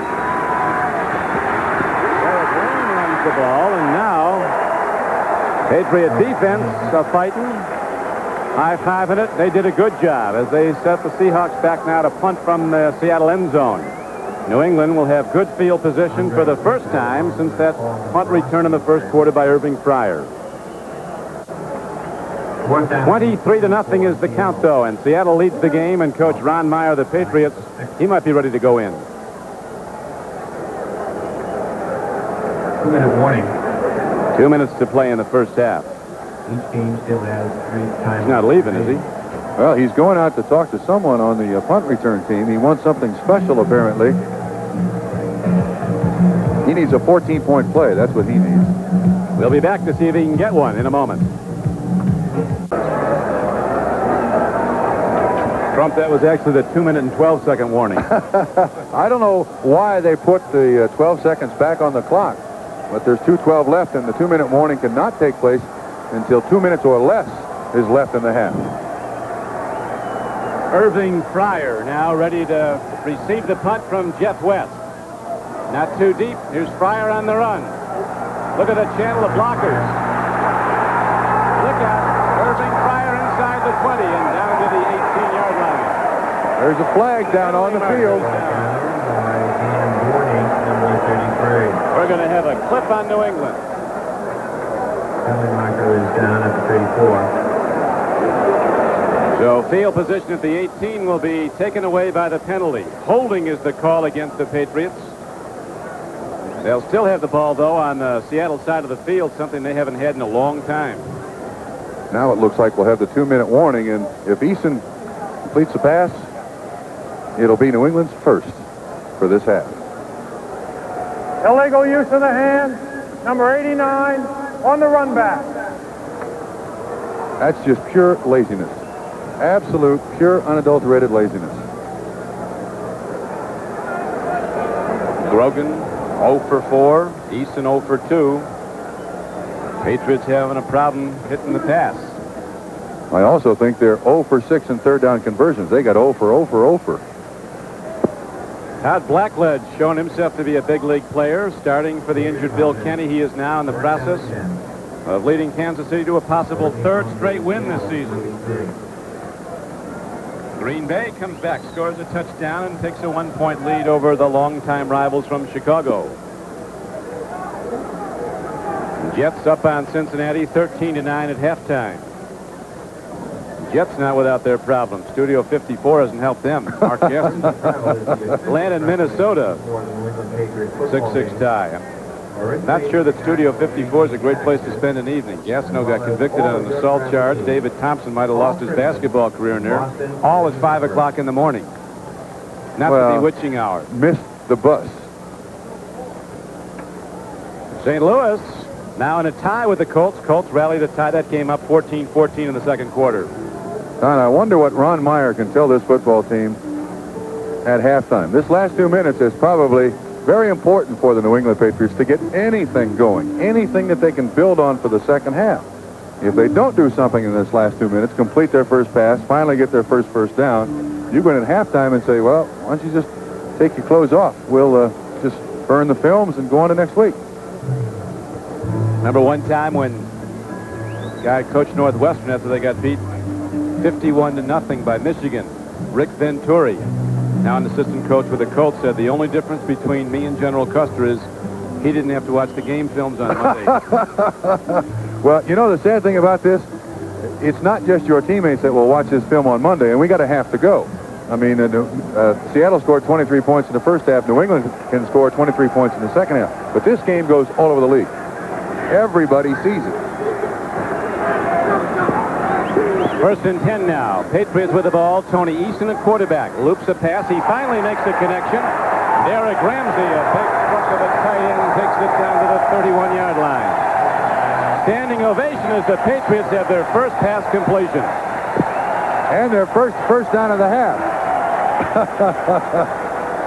These Ivy Leaguers, they know how to rub it in, don't they? This is just a simple play. Dawson, the tight end, comes off the linebacker, gains 56. And he's standing out there ready to catch it. I mean, it's nothing spectacular, but all it took him was 28 minutes to get it done. They're gaining on it, though. First and 10 of the 32. Pitch back. Tony Collins looks for a hole, finds one, and Collins rockets down inside the 25-yard line as the Patriot blockers open up the defensive front of Seattle. And Tony Collins takes it ahead for about 8 yards. And here they go into that offense without a huddle. 2-minute offense. Joe Nash on the tackle. He had to get 100 tickets for friends. He's from the Boston area. He's basically playing this game for free. Bob and Ahmad, Bill and X, they'll all be standing by. NFL 84 in New York as they update the scores and the stories of this third week of play. The story here in Foxborough has not been a happy one for the Patriots on home opening day, 1984, as the Seattle Seahawks off and rolling even without the great Kurt Warner with a 23-0 lead. As the calendar indicates, fall is almost upon us, but the boys of summer still have some unfinished business.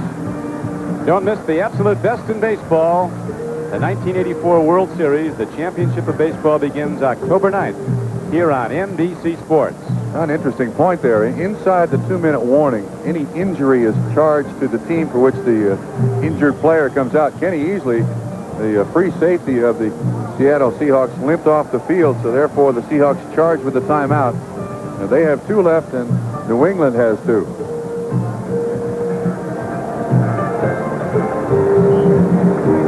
Don Criqui with Bob Trumpy, Foxborough, Massachusetts, Sullivan Stadium, home of the Patriots. Today it's been the home court of the Seattle Seahawks. Now, 2nd down and 2 for New England. Shutout so far late in the first half. Good throw, hard throw in the flank, little high for Stephen Starring. Seattle doing a great job of covering those receivers. They've not thrown in Stanley Morgan's direction at all. He was open one time deep. Stephen Starring was 4 years a quarterback at McNeese State. Said one thing he learned, knows what it's like to be back there looking downfield. He said he never comes back to the huddle and tells the quarterback, hey, I was open. Yeah. You know, he went to McNeese State because they kept him at quarterback. He had offers from bigger schools, but they wanted him to be a wide receiver, defensive back, but he wanted to be a college quarterback. Nothing there. Patriots try to give Tony Collins the draw, and there is no place to go. Knocked down at the 30, and so it's going to be 4th down and 8. The Patriots, with 1:18 and the clock running in the first half, go from scrimmage for the first down. Eason takes a look. He gets time. He fires the ball, and he gets the first down at the 14-yard line.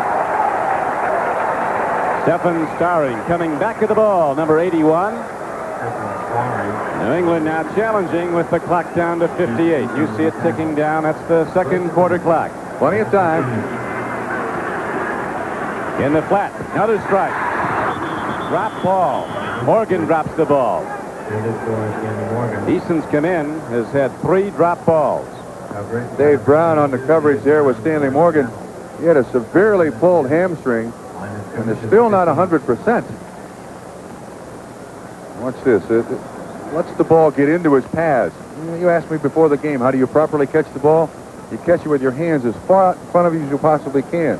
Then you bring it in. You can absorb the hit. Stanley tried to get it right at his body, at the pads, and it bounced right off. Let's see if Eason goes back to him now. 2nd down and 10 from the 15-yard line.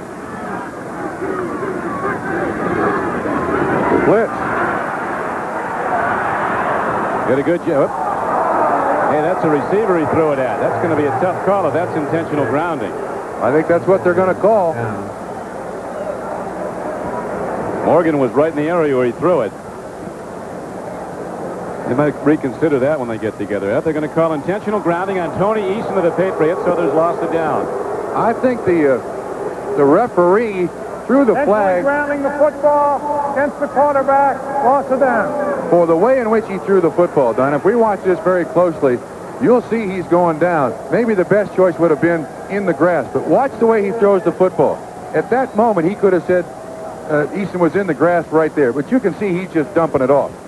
I think the official is right. He intentionally grounded the ball, but he did it legally. Yeah, but I think the official is correct. There was a receiver near it. Quarterback, 10 yards from the previous spot, loss of down. Okay, all the great ones were masters at it. United. Sure. But once again, the official, I think, should have called him in the grass. You see Jacob Green coming there? That's in the grass. Then you got no question. It's a sack and you let go there. But maybe he's saying it's the manner in which he threw it. And he threw it way behind Stanley Morgan. Nevertheless, lost it down 10 yards. And the ball is out to the 25-yard line of Seattle. 3rd down and 20. A long ball coming up as Fryer goes in motion. Running over the middle, Irving Fryer. Eason looks at him. He's going to run the ball. Tony Eason. 5, 10, and he's going in. And finally, the Patriots have something to cheer about.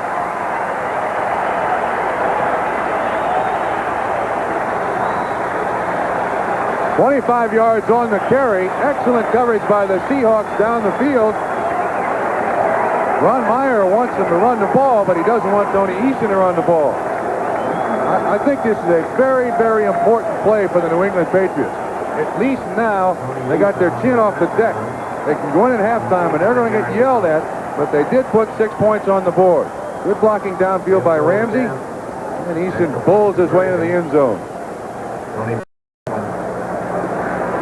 Tony Eason has certainly picked up the team in that 25-yard scramble for a touchdown. Gives the first points of the day to the Patriot offense. Franklin hitting the extra point. So New England is on the board with 35 seconds to play in the first half. 2 quarters of football left, plus 35 seconds in the second quarter. I saw a game here last year, Trump, where the San Diego Chargers came out. I never saw an offense like it. They ran 10 different plays, the first 10 plays from scrimmage. Every one gained about 15 yards. They were blowing New England out. All of a sudden, the Patriots scored, and the whole game turned. And New England went on and ended up beating San Diego that day, 37-21. They blew them out. Well, we're not looking for that, but it might be a ball game. There's no question that, let's put it this way, New England needs to load the bases and make sure their power hitter is at the plate. They got to get him and get him in a hurry. One thing I think you may see next week, regardless of the outcome of this one, is Tony Eason quarterbacking the Patriots. They've certainly been a better-looking offense with him in there.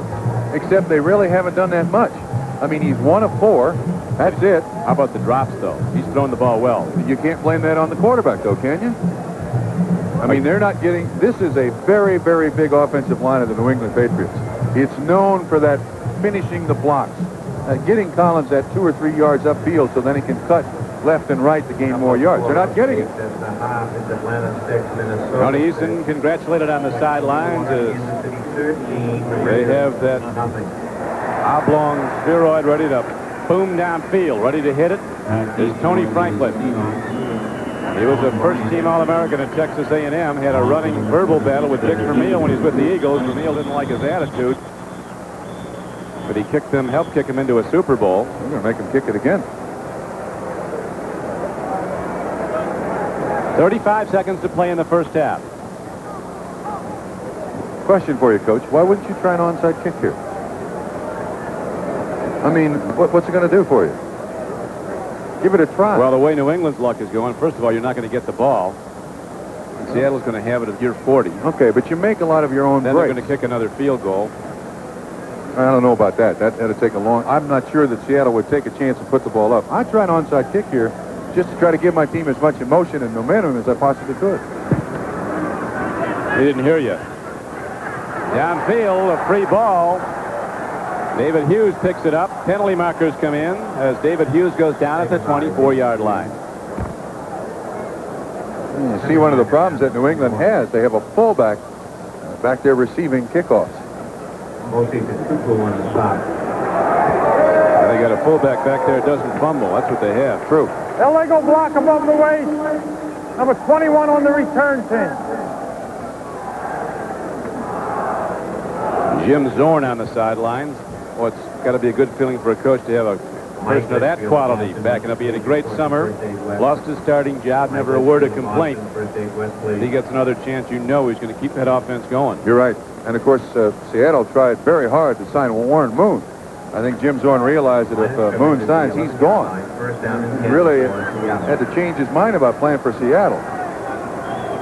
Seattle ready to run out the clock as Craig goes down, take their winnings to the locker room. A 23-7 halftime lead as the clock ticks down, 22 seconds and running. Chuck Knox, I tell you, he celebrates nothing until the final gun. You're right. He's been around too long. Big question now is, who shows up in the second half in those red uniforms? We don't know. That'll be the end of the first half. Well, it certainly got better when Eason came in. We'll see if the Patriots maintain some momentum when the second half starts. But right now, with a 23-7 number on the board and the Seahawks in the lead, we're going to be going very shortly to NFL 84. Score at the end of the first half, the Seattle Seahawks 23, the New England Patriots 7.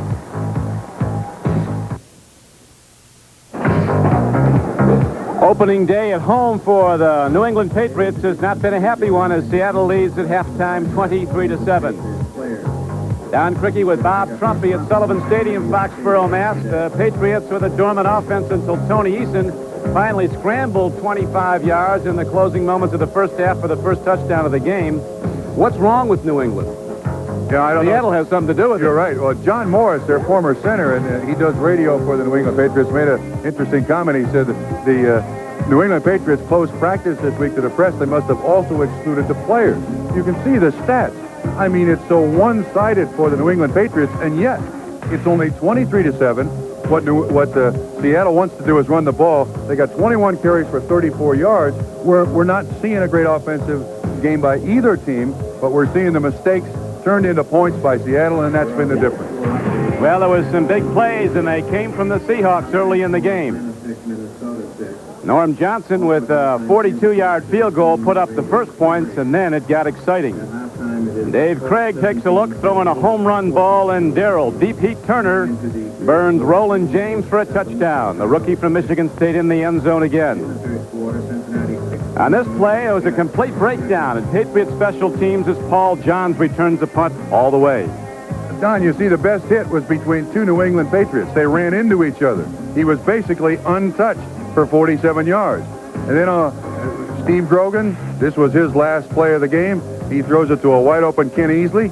Easley runs it in for 25 yards. It's now 23-0.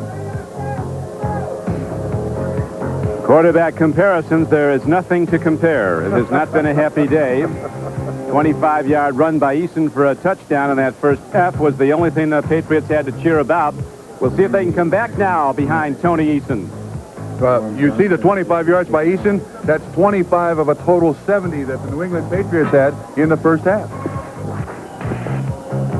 On the goal line for the Patriots, Irving Fryer.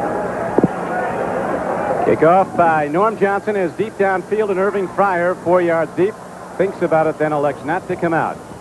So it'll be 1st and 10 for the Patriots at their 20.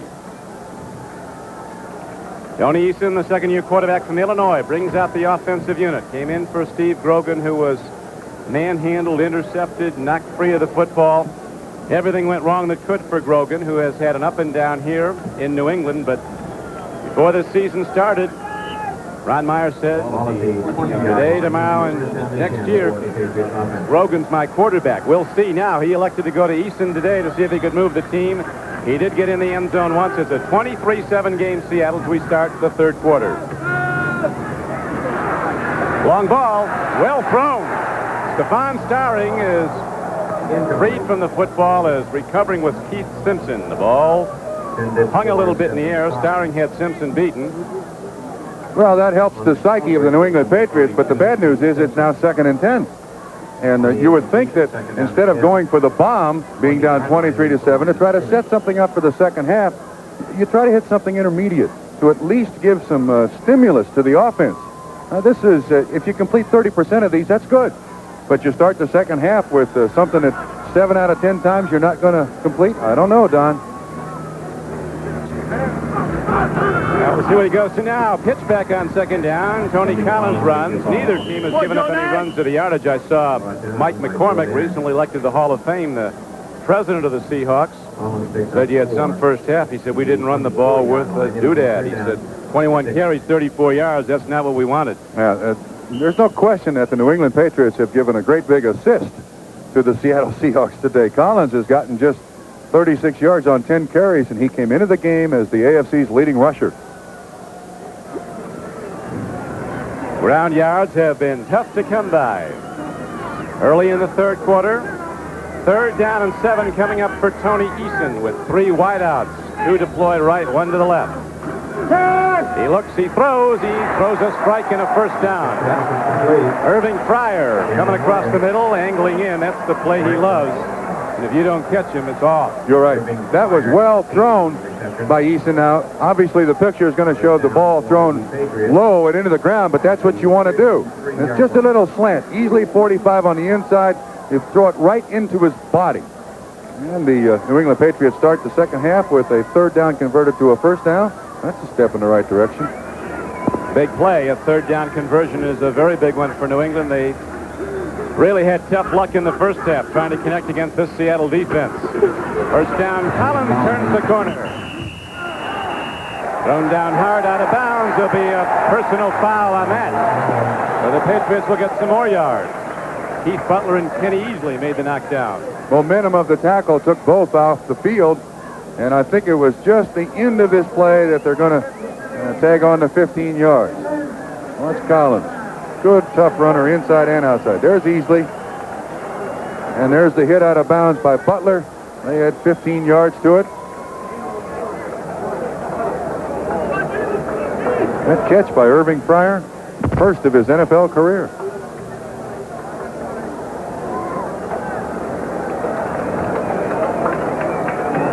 Won't be the last, though. You're going to be hearing from him.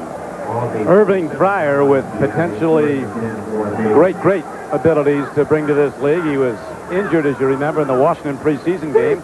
Pump fake on the throw, but a good defensive play. The cornerback held up the wide receiver, Stanley Morgan. Just got in his way. And Dave Brown covering on the play.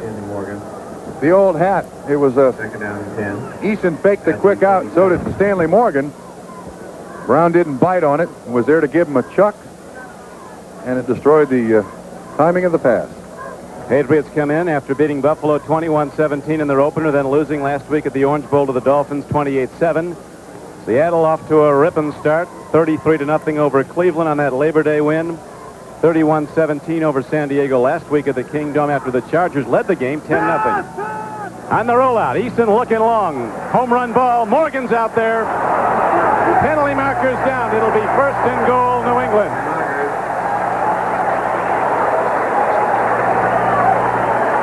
Kenny Easley intercepted the ball, but that was after Stanley Morgan was pushed. If the Patriots take it in now and they'll be at point-blank range, all of a sudden it's a ball game again. You're absolutely right. You said you've seen turnarounds here. Now watch once again. You'll see the pump right at the end of it, and I see what the Patriots are going to do this second half. They're going to forget trying to gain yards, just go for penalties. Their 2 biggest plays have been this one and the previous penalty on Butler out of bounds. Well, stranger things have happened. Coach Meyer, he's been through all this before. Big league career at the Harvard of the Desert, Nevada, Las Vegas.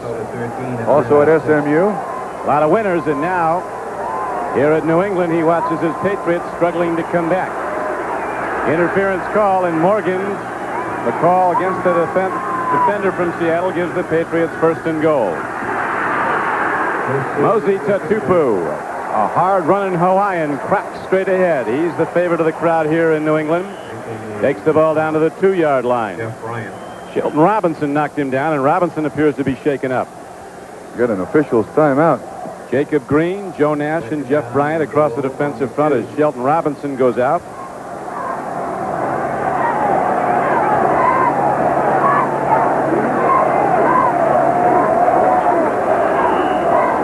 Now defensive front of the Seattle Seahawks braces as the ball is down to the 2-yard line of Seattle.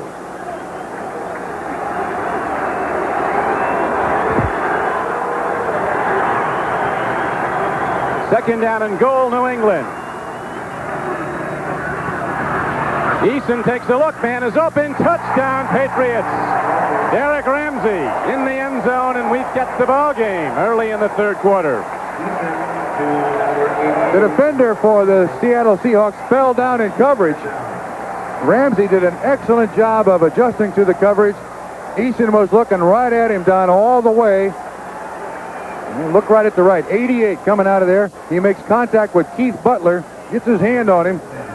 Just spins around. Eason puts it right in the middle. And you're right. Now 23-13 with the extra point. The Pats will be just 9 back. The missed extra point by Norm Johnson may be a factor before we get to the end of this one. Franklin hits the extra point for a second time for New England. Now with virtually the whole second half to be played, the Patriots are right back in the game after trailing 23-0. They've now rallied back to trail 23-14. The Patriots do it quickly, finally culminating on a payoff end, a pass from Eason to Ramsey, and it's a 23-14 game, Seattle. Don, 57 of the 80 yards by penalties. Yeah. They hadn't pushed Morgan, though. He probably would have been in the end zone with it. Franklin ready to kick it off. Cullen Bryant is back deep. Back with him is David Hughes. Short kick. David Hughes at the 17, fumbles the ball. But comes up with it and has a good return, as it all turns out, although it was a dangerous one, getting the ball out to the 29-yard line. Today's game is brought to you by Mazda and the full line of sophisticated Mazda products. By Ricoh Corporation, makers of automated office equipment and cameras.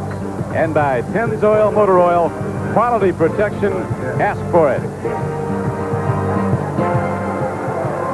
Don Criqui with Bob Trumpy. The day becoming overcast now in Foxborough, Massachusetts. No threat of rain. There's been rain here the past 2 days.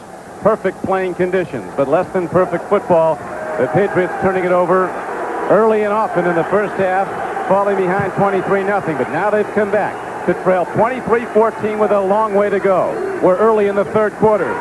David Krieg takes a look. Good throw in the flat. He again has Paul Johns, who's out across the 40-yard line. He has a first down for the Seahawks.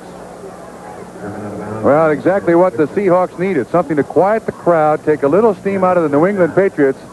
He's now 9 of 15, Craig is. And Claiborne's still on Largent, so they go to Paul Johns. And Ernest Gibson is now in the game for Ronnie Lippett. We have not heard if Lippett is hurt. But Gibson is a 5th and 6th defensive back, so they're going to pick on him. Chuck Knox looking at the computer printout as the Seahawks on the gainer have it out to their 41-yard line. David Hughes working for the tough yards, and that's New England defense. There's no quit in that group. They're playing hard. You're right. They've got to. I don't know what Ron Meyer said at half, but it seems to have worked. And what Seattle's got to do right now is consume some time. This is when they need Kurt Warner to run that ball, reestablish supremacy in this game. They won't have him, though, till next summer. And right now, we pause briefly for station identification. This is the NBC television network. WVIT Channel 30, New Britain, Hartford, Waterbury, New Haven. Second down and 7 for Seattle. Craig looking long, loops it over the middle, a free ball, and a good defensive play. Coming up to make a hard swat was Ed Williams, the rookie linebacker Ed Reynolds from Virginia. He made the hit on the carrier, the intended receiver, and receptions are very varied in the Seattle offensive group. Johns has caught 5 for 79 yards. He's also returned a punt, you remember, for 47 yards and a touchdown. Mike Tice, the big tight end, and I mean big. What's he, 6'8"? About 6'7" and a half. He's got 2 for 37. D.P. Turner caught just 1, but it was good for 41 and a TD, and Largent's caught only 1 for 9. Claiborne's playing him right at the line of scrimmage. Third down and 7. Here's a throw. It's going to be incomplete. And now the Patriots get tough on defense. They shut down Seattle, and New England will get the ball back. Seahawks have to punt it. Well, good hands-up pass rush by the New England Patriots, and Krieg had basically nobody to throw it to. Look at the coverage here on Turner.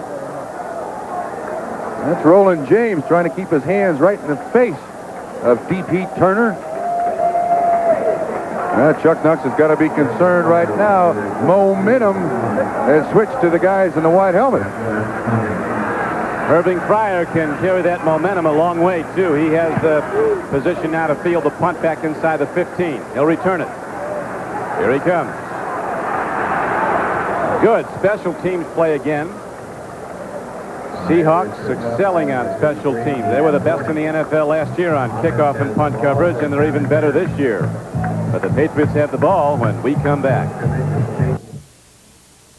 There has been a dramatic change in emotion in this game. Now the Patriots fans on opening day at home are up and cheering the Patriots. And Tony Eason, their young quarterback from Illinois, who has rallied this team, running for one touchdown, throwing for another a moment ago. His team now trailing 23-14 after being routed 23-0. We have 11:24 to play in the third quarter as the Patriots go 1st and 10. Collins runs the ball. He got some. Actually, Craig James, running the ball. 32 takes it to the 17-yard line where Joe Nash and Bruce Schultz knocked him down. Well, we got a real test right now for both of these teams. If New England can continue the momentum, then we may have a second half of an entirely different complexion. The Seattle Seahawks now got what they want, though. It's 2nd down and long, and they've got 1, 2, 3. Well, they got the standard defense. 3-4 defense. 2nd down and about 7. Eason rolling out. He's got a lot of time. Dumps it off. He's got a man. Lynn Dawson, a big tight end, fires a forearm into Simpson. And the Patriots are ahead for a 1st down, and all of a sudden this has become very much a football game as New England with Tony Eason at quarterback has come alive on offense. They were just awful early in the game. Look at the way he throws this ball, just over the head of the linebacker. Dawson makes a great catch going up for it, and they used Stanley Morgan, 86, as the decoy. And underneath was Lynn Dawson, good for 23 yards. Coach Meyer, in good times and bad, he's like Coach Knox. You can't tell any difference on their face. They've been through it all before. The game can change fast. Quick out. Starring. Good defensive play, but he lost him, and Starring gets ahead across midfield. Bruce Schultz had him and lost him. And Starring gets out of bounds across midfield, very close. It looks like he does have a 1st down. Hey, Don, where were these guys in the first half? Eason was on the bench most of the first half. Eason is the story of this game from a Patriot point of view. Ron Meyer said when the offense goes bad, it has a carryover effect to the defense, and the reverse is true. When things are going good on offense, it picks up your defense, and that has happened in this game. Now Eason sets his team down, trailing by 9 with 10:29 to play in the third quarter. 1st down and 10. Eason goes to the run, and Collins doubles up on the ball with both arms and gets to the 45-yard line. The scoreboard around the NFL. Kansas City holding to a 13-3 halftime lead over the Raiders. Chris Barr kicked the field goal to get Los Angeles its only points at the close of the first half. Green Bay continues to lead the Chicago Bears by a 7-6 score. Jets now leading the Bengals 23-16. Pat Ryan just threw to Mickey Schuler for a touchdown. Minnesota and Atlanta in a 13-13 tie. Fumble! Patriots, Tony Eason fell on the ball. Seattle came with a blitz there. I tend to think that Pete Brock, the center, realized the blitz, and watch how he's trying to, you see him pull out just ever so quickly. I'm not sure he ever really got the ball, but Eason does a great job to cover that. This is so critical, that snap from center. And when you're pressured as a center, you got to move quickly. You alter the snap a little bit, but Eason did recover. Great job on his part. Timeout now, New England. Tony Eason, who was the Big Ten career passing leader when he left Illinois, goes to the sideline now. His statistics starting to look a lot better. He's 6 for 12 for 72 yards and 1 touchdown, and he's run for another. So with 9:16 to play in the third quarter, the Patriots have a third down coming up in 7 when Easton comes back out. Grogan got off to a bad start. That's Grogan in the warm-up jacket behind him. He's a resilient player. He'll have a bad game, and he'll come back and have a great one. You're not going to get him down. Don, in his career, Grogan has been on the bench. He's been a starter. He's been panned by the fans here in New England. He's been cheered by the fans here in New England. I think Ken Anderson probably said it best from Cincinnati. When the team wins, the quarterback gets too much credit. When the team loses, the quarterback takes too much blame. But he's run the gamut of emotions on that sideline. Indianapolis now in a field goal, goes in front of the Cardinals, 17-14. First half, the Patriots could only convert 1 of 8 third downs to first downs. Here's a critical one to keep that momentum, at least keep this drive alive. They have a big opening day crowd here in New England, a big day of game sale. Right now, the Patriots have picked up the level of their play considerably after falling behind 23-0. Now it's 3rd and 7 for Easton. Here comes a big rush against him. He stands in, gets it away, and his man lost the ball. Irving Fryer had it and lost it. Gary Jackson covering, but Fryer had a definite play on the ball. Seattle once again with 6 defensive backs, Don. And we'll watch Fryer go in motion. He's so fast, he comes all the way across the field. Yeah, all they're trying to do is just stretch the coverage, at least create some confusion. That ball thrown just a little bit behind him, or he could have caught that and gone for a number of yards. But he did not, and the Seahawks will get it back as Prestridge is into punt now for New England. 9:12 to play, third quarter.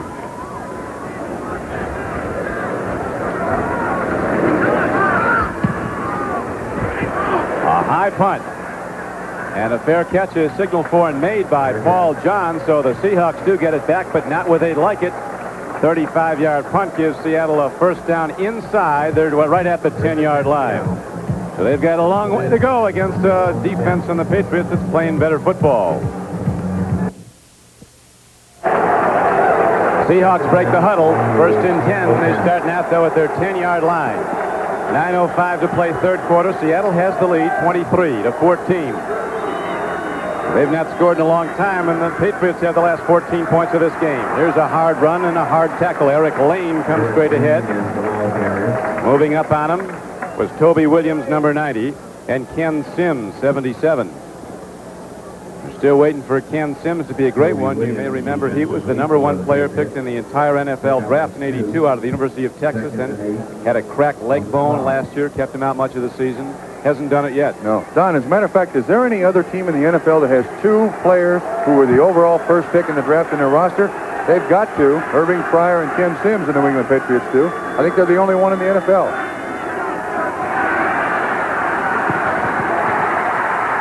Krieg sacked inside the 5-yard line. The third time they've sacked him, and Dennis Owens. Big free agent nose tackle from North Carolina State, number 98. Busted through and got by Blair Bush. Well, in this situation, I would think that Seattle would try to get something out in the flat. Just a short little pass to turn somebody loose. But Owens, a good worker. He's on Blair Bush, the center, journeyman.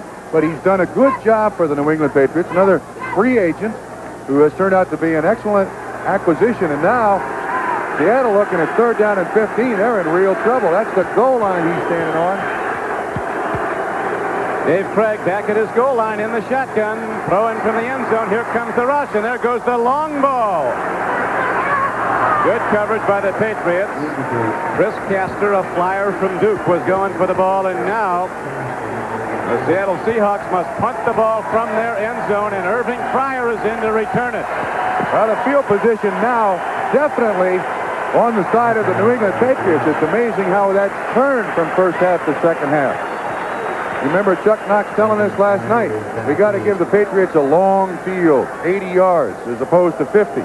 Fryer standing at his own 48. Actually, it's Seattle's 48. So excuse me, you're right. Big assignment now for Jess West of the Seahawks. Been hitting the ball a lot as the game wears on. Seattle unable to run. Seahawks do lead the game 23-14. Bad punt. Shanks it. Short. Unless it bounces. It's a good hop, though. It takes a Seattle hop and goes out of bounds at the 48-yard line. So the Patriots get the ball at the Seattle 48-yard line, a 44-yard punt. It hit only 20 yards downfield, but it rolls for Seattle. Patriots have it when we come back. We're back and ready to go at Sullivan Stadium, Foxborough, Mass. The Patriots in red playing their home opener of the '84 season. After trailing 23-0, are now back in the game, 23-14, and there is Irving Fryer, one of the highest-rated players to come out of college football at his position, wide receiver, in a long time. On the left flank, they go to the run, though. Collins turns the corner. Foot race. Easley's after him, and Easley gets him. But the Patriots rip off a big gainer. Don, absolutely amazing how the psychology of this game is turned so very, very quickly. Collins, the longest run of the day, 20 yards. This is just flat foot speed. They got the tight end coming in motion, and watch Collins get outside. Easley's got to take the angle to try to stop him, and he does. Collins has personally outgained the whole Seattle team running the ball by a rather substantial margin. Seattle has not run at all against this Patriot defense. They got big special team plays and some big throws from Dave Krieg to take the lead as they hold it now 23-14.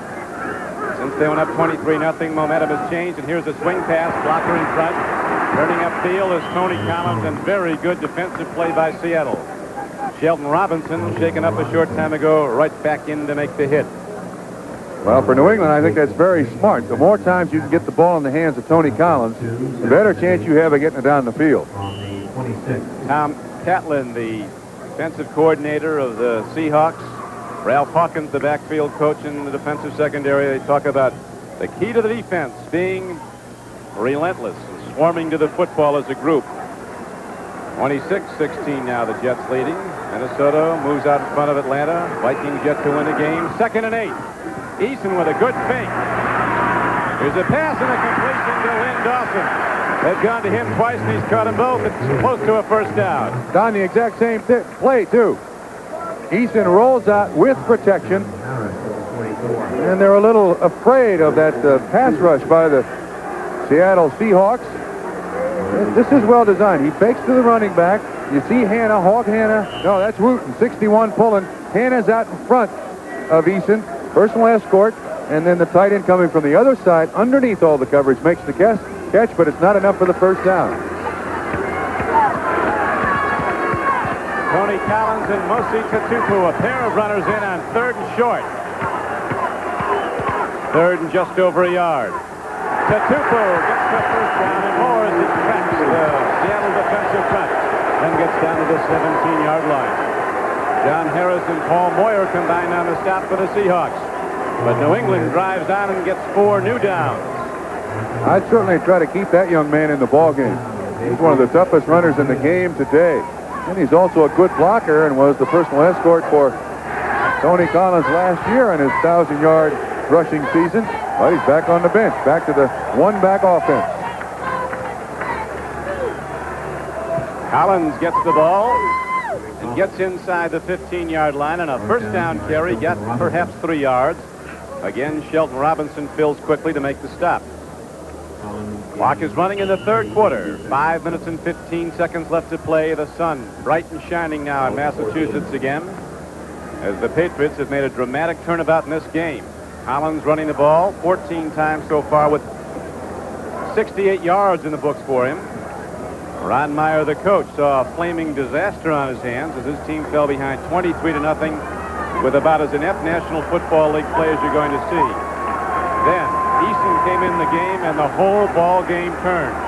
Now Tony Eason sees something he doesn't like, and as he's counseled to do, he uses one of his timeouts. You're down close, you can't blow the scoring opportunity. You're right, and I think Eason expected Seattle to be in a 5 or a 6 defensive back set with 2nd and 7, and they weren't. And they probably had a play that was designed to take advantage of that defense, and since it wasn't in there, the best thing to do is just call timeout. And now the advantage falls to the Seattle side. They can come back with the 6 defensive backs or the same defense before. Trump, what do you think of Eason, his overall abilities? Well, I really haven't seen him throw the ball particularly well today. I mean, he's throwing it rolling out. He's obviously more mobile than Steve Grogan. He's got a very, very strong arm. And you notice when he talks in the huddle, we've had a couple of shots where he's directing traffic in there.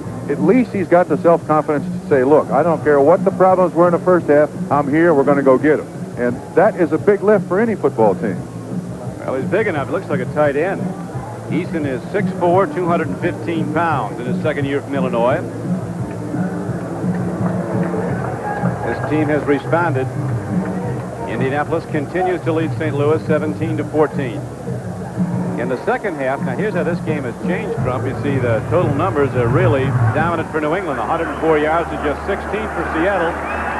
In the first half, for most of the first half, it was that big a disparity for the Patriots. Seattle just dominated the game. Second down and 7.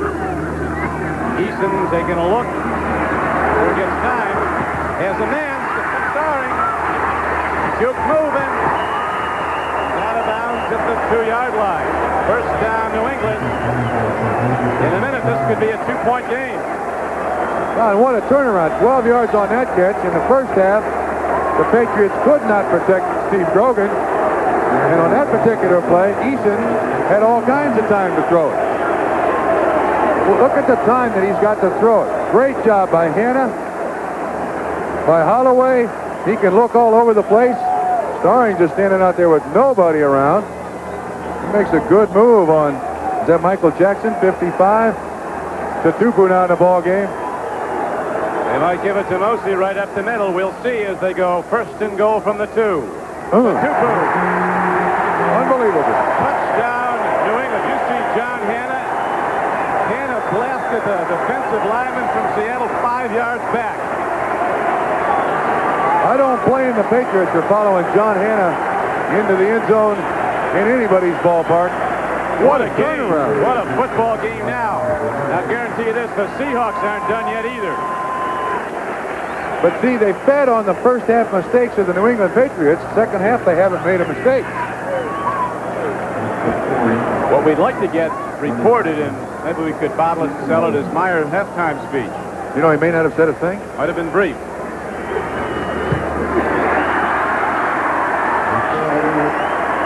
The extra point is good, and that missed extra point early in the game by Seattle is looming larger and larger as now.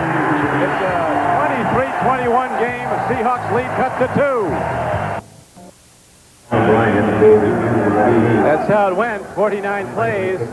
Finally to Tupu in the end zone. It's a 23-21 game. Seattle's lead cut to 2 after they led 23-0 as Hughes brings it back, and he again gets across the 30. Hit hard there.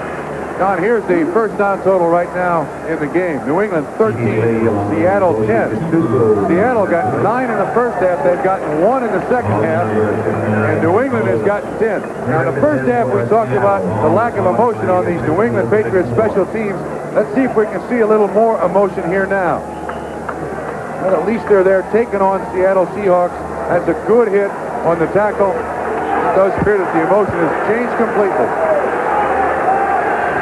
Pitch back to Franco. Nothing. Harris goes wide, looking to cut back, but there was no lane. Franco has to take it out of bounds. Second down and 10 from the 4. Well, they've got to come with their passing set now. They got to try to utilize the area over the middle. And they got to get a couple, 3 first downs here because this game is slipping away from the Seattle Seahawks. Not in a hurry. Really astounding turnabout. The Seahawks were just putting away knockout punches left and right against New England. 23-0 lead. Now Seattle with second down and 10 with their lead cut to 2 in the third quarter.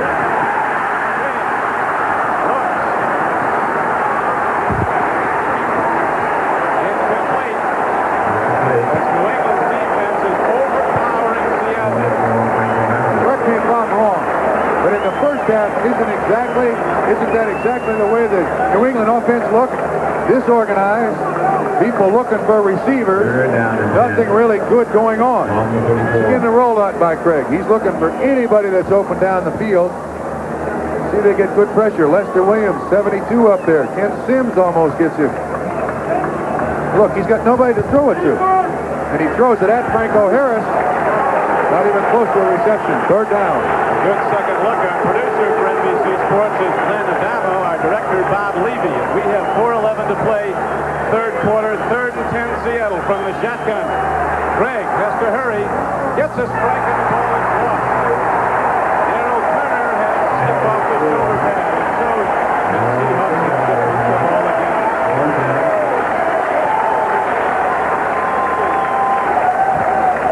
Irving Fryer, like a loaded gun, standing back inside his 30, waiting to return the punt.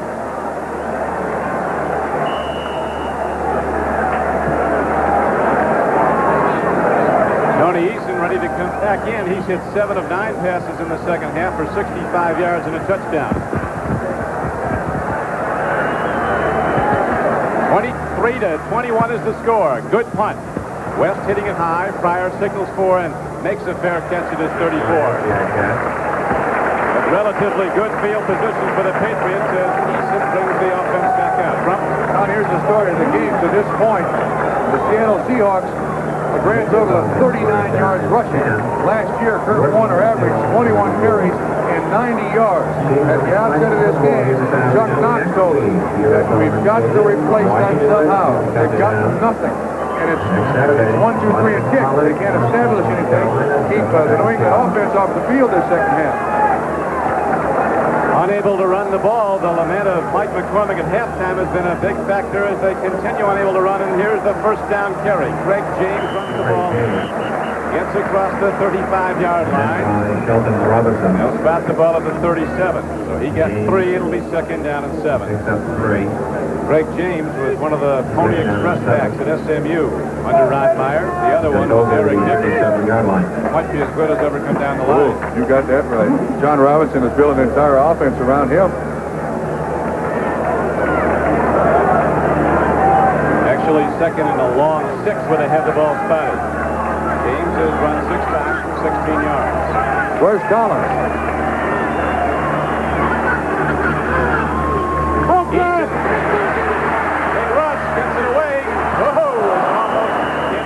You'll remember that last touchdown scored by Seattle, a flat pass that Kenny Easley grabbed and ran in. We almost had another one. Don, we had the same play called by the New England Patriots. The intended receiver was Lynn Dawson. He was held up at the line of scrimmage, so Easton had to improvise. See the pressure by Michael Jackson. This is close. James slips, and Robinson almost takes it in. Robinson went for the tackle and gone for the ball. He would have been gone. Now it's 3rd and 7. Big play for the Patriots and the Seattle defense. Seahawks held out. Good blocking. Here's a throw. Intercepted and low. John Harris had it in his hands, a tip ball, and couldn't hold on. But the Seahawks will get it back now as New England has to punt. 23-21 is the count. 3:06 to play in the 3rd quarter. What was a blowout has turned into an airtight game with a long way to go. I think he feels very lucky there. Very lucky. If he had thrown that in the first half, it would have probably been intercepted. That's the way their first half went. Everything went wrong for New England in the first half. A lot of it their own doing. Certainly less than spirited special team play as Paul Johns ran right up the gut for 47 yards and a punt return touchdown. High kick by Prestridge. Paul Johns at the 20. He'll run it back. See the difference? Special teams play is good. Paul Dombrowski comes down along with Mosey Tutupu, a 42-yard punt and a 4-yard return. John, I think the difference is very obvious. We talked about the emotion of this football team, and it shows first on special teams. Good emotion there, great coverage. And Mosey Tutupu, an excellent special teams player. Watch the hit. He's got no place for him to go right there. Tutupu sticks his head in, along with Dombrowski. They put him on the ground, and once again, Seattle's got 76, 77 yards to go again. Recently, they've been unable to get first downs, the Seahawks. They've not been able to move it at all. Split. On first down, a timing pattern and a good catch by Paul Johns. His 7th reception of the game is good for a first down for the Seahawks. 13-9 now. KC over the Raiders. Jim Plunkett just threw to Todd Christensen for a Los Angeles touchdown. Green Bay trailing Chicago. Bob Thomas just kicked his third field goal for the Bears. Are available at our Taking no prisoners there on the Bare Knuckle division. The Jets opening up 33-16 over Cincinnati. Freeman McNeil ran 33 yards. First and 10 Seattle after the completion to Paul Johns. Franco Harris. Ed Reynolds ran him down. Harris carry. Ed Reynolds. Minnesota winless so far under the Marine drill instructor approach to Les Beckel, opening up today, leading Atlanta 27-13. And the Colts lead the Cardinals 20-14.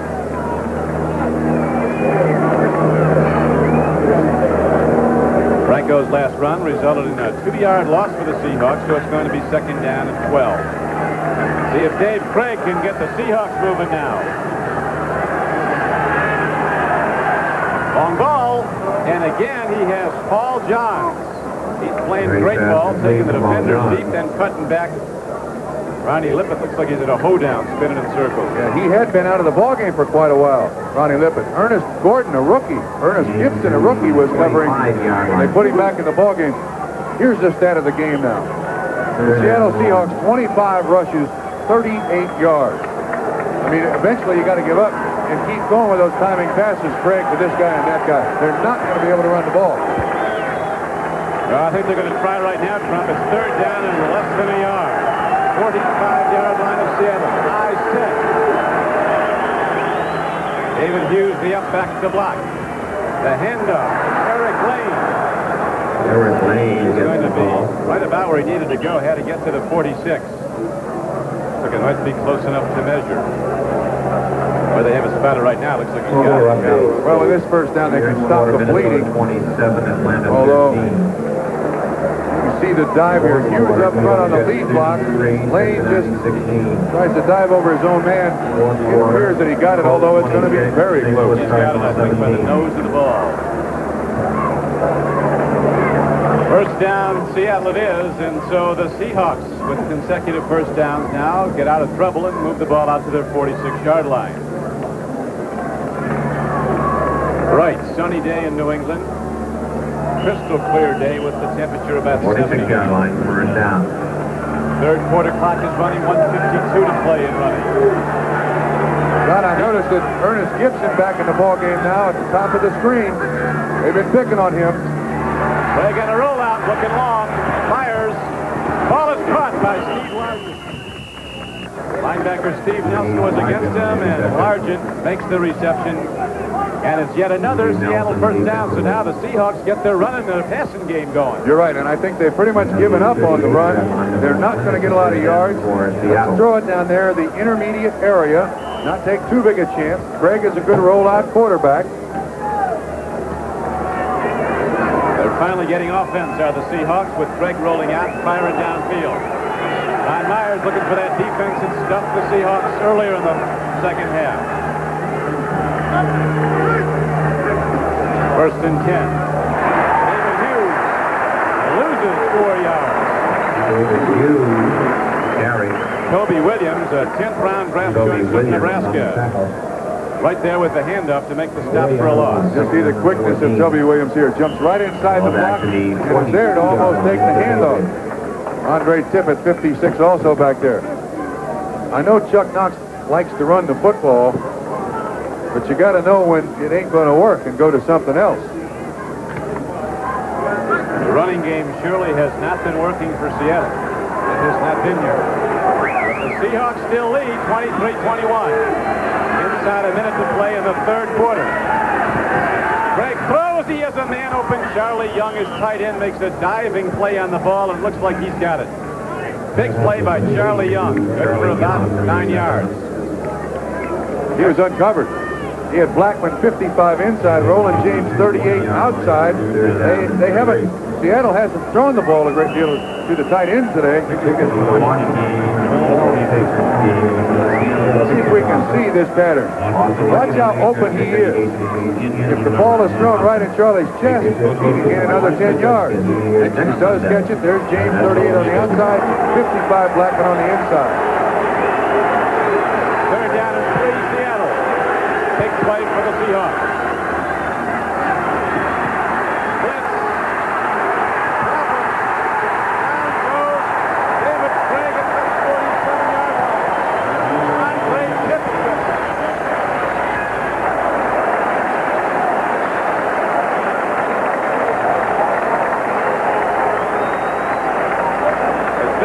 defensive players there's been in this game for the Patriots. At the right time, too. You see him coming outside. Tippett is a guy who is defensive line size and running back speed. And Craig's not going to get away from him.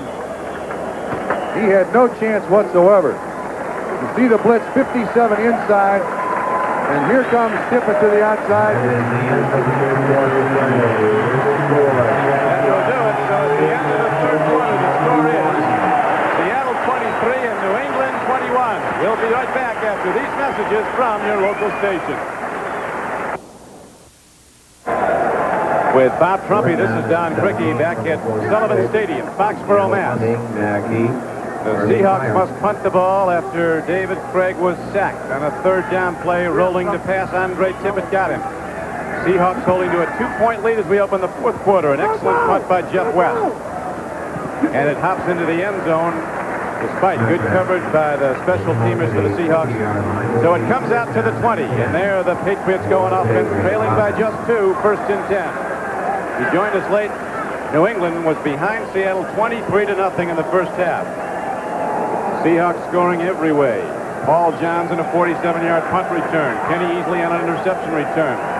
Mistake after mistake, plaguing an inept New England offense. Then Tony Eason came in at quarterback, and the whole game changed as the Patriots have scored the last 21 points of this game. And look at those rushing yards for Seattle. They score 7 points in the last minute of the first half, and they score 7 points in the first 2 minutes of the second half, and now Mo is on their side. Tony Collins on first down runs the ball for the Patriots out to the 25-yard line. Keith Simpson For 55. makes the knockdown Michael for Seattle. Jackson. Look at the disparity in rushing. New England 118 yards, most of it on the legwork of Tony Collins. Yeah, he had the longest run from scrimmage in the first half, 25 yards for the touchdown. Look at the time of possession evening out here. This has been, no, they did not change uniforms at halftime. You would think they did, though. They changed quarterbacks. That's been a big factor. Easton stands in, a big rush. He gets it away. His man catches it. Derek Ramsey's ahead for a first down. Derek Ramsey looked like he was going to lose it, but he got both arms on it and just pulled his way ahead for a New England first down. Keith Butler missed the tackle, and then Michael Jackson finally made it. Now Ramsey is a converted tight end out of college from Kentucky. Watch him break this tackle. That's Butler. And then Jackson finally gets him down. Another first down for New England. St. Louis 24.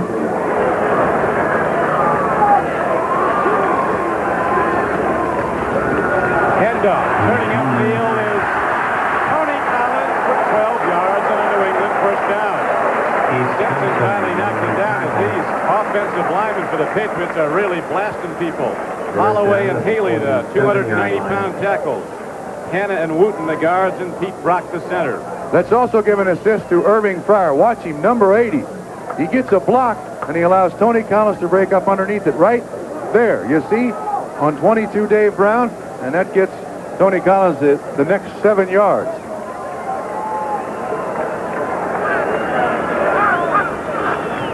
First down, Tony Collins again turns upfield and runs into the Seattle defense for more yards. Gets ahead for 6 before the free safety, John Harris, caught him. Well, now we see what the Seattle Seahawks would like to be doing, and that is consuming time and running the ball for plus yards. Collins is a great thundering back. He's got speed, but he's also got good toughness. And he'll carry the ball in there 17 times. That's not bad for Tony Collins. It's not bad for Jim Brown. That's a great day running against a defense that's been tough to run against this year. Collins came in as the AFC's leading rusher this season. Looks like he won't lose that honor. Here's a handoff straight ahead to Craig James as he weaves and picks his way ahead for 3.5 yards and a first down for New England. So the Patriots, with that vaunted offensive line, starting to play like the All-Pros, lose the ball on the run, play after play, and down to the 43-yard line. Don, what was that sign we saw at the end of the first half about second half points, blocking, and all the rest of that stuff? These people in Sullivan Stadium know this football team, don't they? They've seen him come back before, and it looked like they were going to fold their tent and go home early today, the Patriots, but Easton came in, and now they've rallied back. But Seattle still leads. Here's a swing pass to Starring. Blockers in front. Now the New England offense, so incompetent early, is affecting different looks, different plays. Everything seems to be clicking. Down in the first half, we kept mentioning, as you look at that sign, take away the E. I'm sorry, English teacher, I didn't write that. But in the first half, we were talking about Seattle using 6, 7, and 8 defensive backs in a 3-man rush and getting to the quarterback. Because of the first down yardage in the second half now, accumulated by the New England Patriots, it's basically taking Seattle out of the defense they want to play. Right, Chuck Knox talking about sealing the interior, making the Patriot backs run wide and shutting them down on first down, but they haven't done it. Patriots going straight ahead now on 2nd down and 2. It's going to be very close to yet another New England first down. The missed extra point earlier in the game looming large as it's a 2-point lead right now here for the Seahawks. Kansas City holding to a 13-9 lead now in the 4th quarter over the Raiders. Chuck Knox waiting to get the ball back. Chicago with 3 field goals from Bob Thomas and a lot of defense, leading the Packers at Green Bay 9-7. The Jets, who were beaten badly the last time out by the Steelers, looking strong against a team from Cincinnati that was supposed to be good but has not been. Bengals could be off to an 0-3 start. Yeah, that's surprising too, with a new head coach and some healthy people. They don't do well against the New York Jets. Freeman McNeil a couple of years ago, remember that? Yeah, 202 yards rushing against them. He had a 33-yard touchdown run today, Freeman McNeil. Right now we have 1st and 10 New England. 4th quarter, 10:33 in the clock running. Eason hands off to Tupu. Powers his way. To Tupu, picks on people and goes down to the 20-yard line. First down, Patriots, a 12-yard gain. Very sure-handed ball carrier, Mosi Tupu. And he's a real battering ram. They're going to keep him in the ball game now. This is a very big game, Trump, for New England and for Seattle. New England 1-1. If they lost today, they'd be 1-2. If the Dolphins win as expected at Buffalo tomorrow night, they'd be 2 full games behind in their division. They win today, they're 2-1 and right back in it. But right now, Seattle has the lead. Seahawks looking to keep pace with those tough Raiders in maybe the toughest division, the AFC West. Run down to the 17-yard line on a first down carry. Mosi Tupu carries the ball, and Keith Butler stops in the AFC West, a team that last year sent 3 teams to the playoffs. The Raiders, Seahawks, the Broncos. 2 went to the conference championship game, and 1, of course, the Raiders won the Super Bowl. Watch him fire up in there. That's a good tackle by Keith Butler. They'll keep giving it to Mosi. Very strong runner. Now, 2nd down and 6. The Patriots well within field goal range at this point. Greg James in the backfield. Lone setback, gets the pitch back. Good block by Ramsey. James turns the corner. Greg James is going to be close to a first down. Might be about a yard short of it. It'll bring up 3rd and 1. Don, what a tremendous psychological lift. Coming back like this has got to be for the New England Patriots. This is not something that just carries to the end of this ball game. This is something you build on for the rest of the football season. Last week in Miami, or was it for the 16th year in a row, the 17th, the Patriots couldn't win in the Orange Bowl. Their jaws were on the ground. Now coming back after a terrible first half and dominating as they have in the second half, no telling what the result's going to be on down the line for them. Ron Meyer pacing the sidelines in good times and bad. They were bad early. They're getting better for New England. The Tupu, the lone setback on 3rd and 1. Handoff, running wide. And ahead for the first down is Greg James. They were looking at Tupu, and then Greg James got the ball. He's gotten some money yards, Trump, in this game.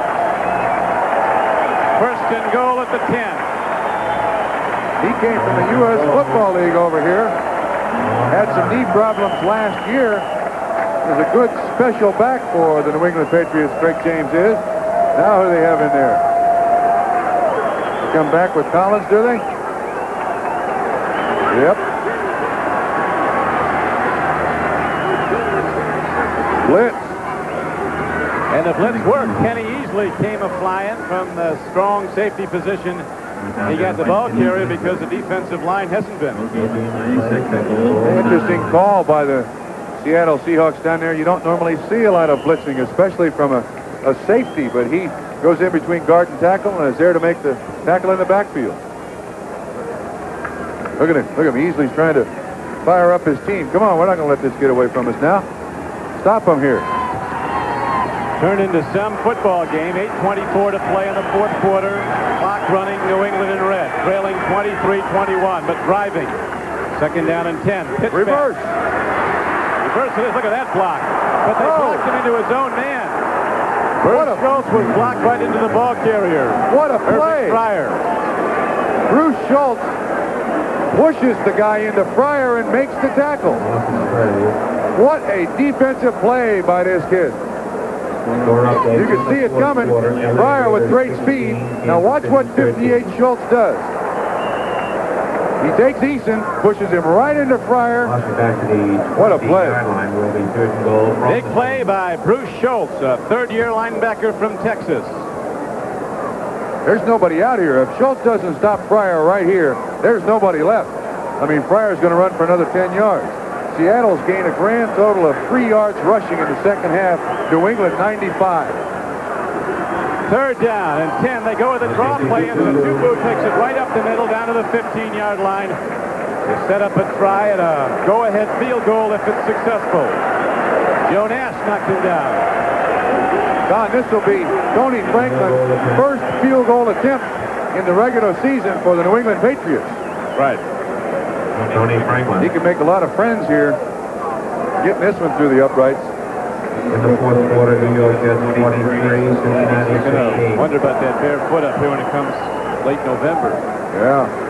Although he kicked in Philadelphia, you don't have a very temperate climate there either. You haven't been up here in December. See, his numbers in the preseason good. Tony Eason will hold. Snap and set down good. Kick is plenty long.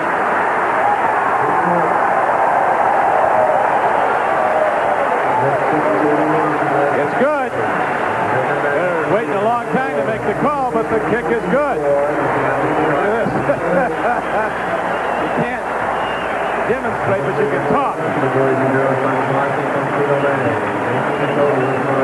Seahawks thought it was wide, or they were hoping it was. Watch him. He knows. So the Patriots, after trailing 23-0, have now gone in front 24-23 with 6.5 to play. Watch this. Tony Franklin hit the go-ahead field goal, and now he kicks off. We come to live action. Tony Franklin hits it downfield, and David Hughes returns it out to the 23-yard line. So Seattle, after leading 23-0, now has to come from behind, albeit a single point behind. Here's the post-field goal celebration. What do we call this? Talking field goal. First down and 10 for Seattle offense. Trumpy, as Casey Stengel one time said, Trump, who'd have thunk it? Yeah, what did Dick Motta say? It ain't over till the fat lady sings? Well, she's not chirping yet, but we got 6.5 minutes to go, and the Seahawks with the ball, but they trail by a point after leading 23-0. 6:21 to go. David Krieg at quarterback. He's going to throw, and here's the rush, and they get him.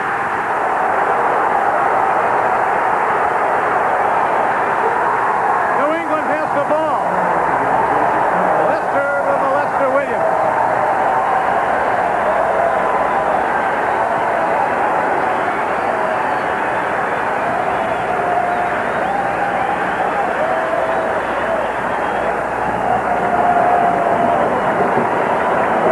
One thing we know for sure, Ron Meyer must have pulled out his Gipper speech at halftime, because this is not the same team that played in the first. You see Craig flushed by Nelson. The ball is loose right there. I don't think anybody realizes it, but Craig, watch Williams. Whoa, room service. Our ball. Steve Nelson, who's made big plays for a lot of years for New England, does it again, and now the Patriots have the ball first and 10 inside the 15-yard line of Seattle. Handoff. Greg James follows John Hanna. That's a truck to follow, and he's down to the 10-yard line. Let's watch again now as we see the blitz and the bubble. Nelson with his arms around the quarterback's hand. You see it bouncing off the offensive tackle. The right man in the right place at the right time. Patriots ball.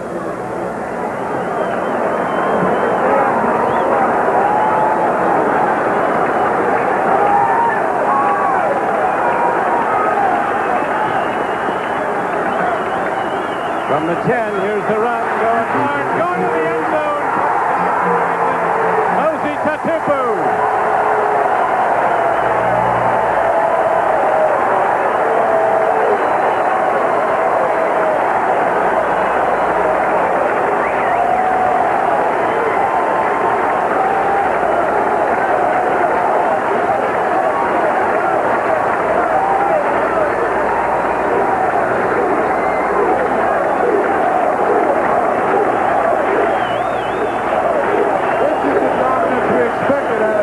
Offensive line, tough running by Tatupu.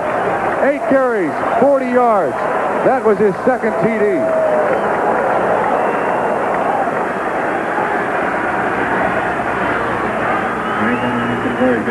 Now Tony Franklin to try the point after. And the Patriots with a string of 31 unanswered points have come from 23 behind to lead the game 31-23. And now Seattle needs 2 scores to win this game. On Sunday, September 23rd. They're letting the good times roll here in New England. They never thought they would at the outset of this game when Seattle took command, but now the Patriots with 31 straight points lead by 8. Fourth quarter. Here comes David Hughes running back the kickoff after Mosey Tatupu's touchdown for the Patriots. And the Seattle Seahawks, unable to move, send their offense out again. Today's game is brought to you by the new Chrysler Corporation. We don't want to be the biggest, we just want to be the best. By Midas for mufflers, brakes, and shocks. Trust them, Midas Touch. And by Burroughs Corporation, the question isn't who's bigger, it's who's best. Right now, the Patriots are. After trailing 23-0, they're out in front 31-23. Don Criqui with Bob Trumpy, Sullivan Stadium, Foxborough, Massachusetts. And this is the most dramatic and biggest comeback from a halftime deficit of any team in the 25 years the Patriots have been a football franchise. Right from the shotgun, Seattle needs yards. Krieg takes a look and fires in the flat and skips an incomplete pass in. Now it's the New England defense that can dictate. With extra defensive backs and an all-out pass rush, the running game for Seattle has not been existent, and it wouldn't do much good now to run the ball, needing 2 scores with 5:15 to play. You're right. For the rest of this ball game, when Seattle's on offense, I don't think New England's going to care one bit if they can run the ball. They're going to lay off. Those defensive linemen are going to take off up the field, an occasional blitz, and try to be in Craig's face all day long. 5, 6 defensive backs now for New England. Krieg looks over the middle, and there is Paul Johns. Again, this time it's Darrell Turner coming out, making the reception. Nicely done as he goes out of bounds at the 32-yard line. Quarter-by-quarter scoring is unlikely indeed. Seattle with the first 23 points of the game. New England scoring on a 25-yard run by the quarterback, Tony Eason, when he came in to replace Grogan late in the second quarter. Then New England with 14 points in the third quarter, 10 more so far in the fourth. 31 straight points unanswered by Seattle as the Patriots come back to take the lead. 5:08 to play. Paul Johns having a big game, catching the ball, 8 receptions for 112 yards for Seattle, and of course a punt return for a touchdown. 3rd and 1. You'll see if Eric Lane got over the top. Seattle has not really been able to throw the ball down the field after the touchdown to Darrell Turner. That's basically been all they've gotten downfield on. They've been throwing it out to the sideline. And, of course, they don't have the quick running back to throw it to with those 4 fullbacks on their roster. And Zach Dixon hurt. So they're really missing some weapons, Seattle is.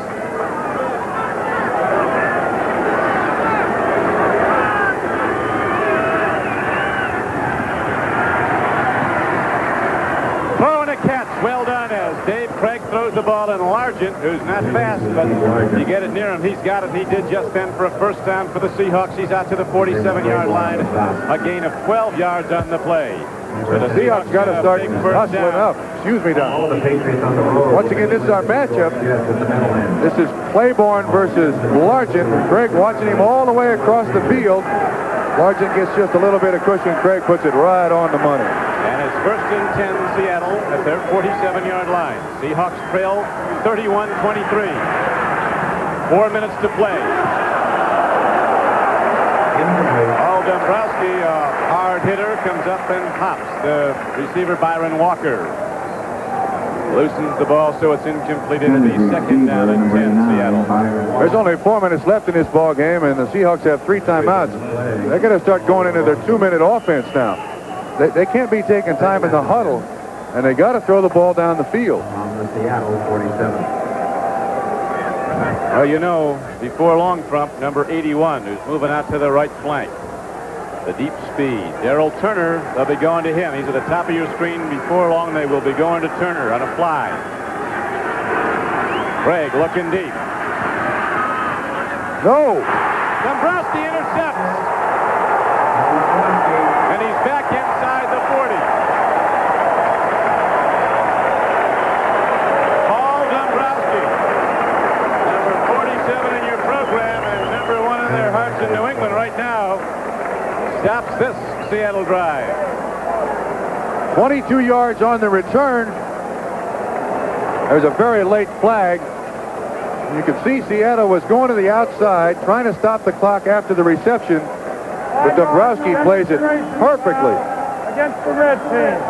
Foul will be enforced, and it'll be 1st and 10 New England. That's his first interception as a Patriot. It comes with 3:49 to play in the game. We know just as Seattle had a throw, Bob, what the Patriots will be doing now. Pounding the ball behind the likes of Holloway, Hanna, Brock, Wooten, and Haley.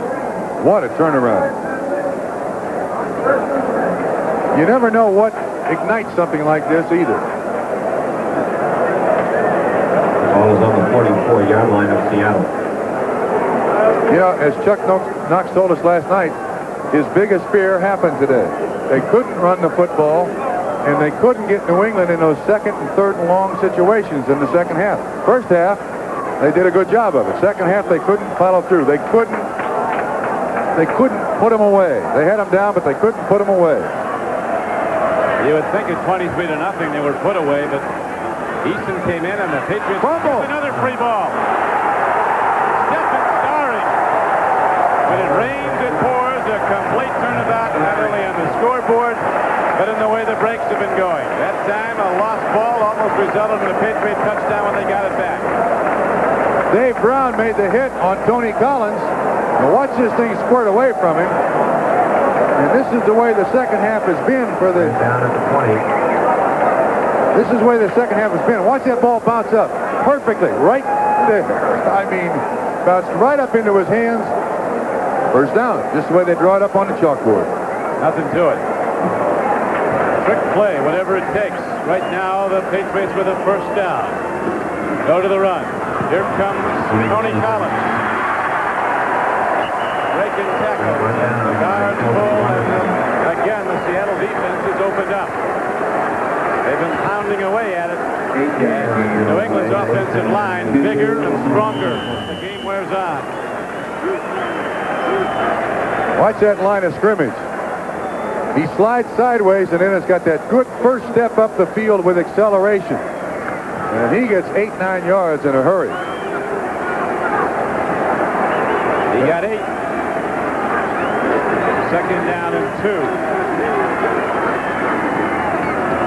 Tatupu breaks the tackle. Fumble! Again, New England fumbles, but New England again recovers. Tatupu again on the ball. Boy, it's bounced their way the second half. Chuck Knox waiting for that ball to come up again and for his team to get it, and that's going to be a official timeout as 2 minutes remain to be played in the game. So, timeout on the field, and now here comes Another one of those fantastic finishes for New England. It's been one today. Yeah, we already got it.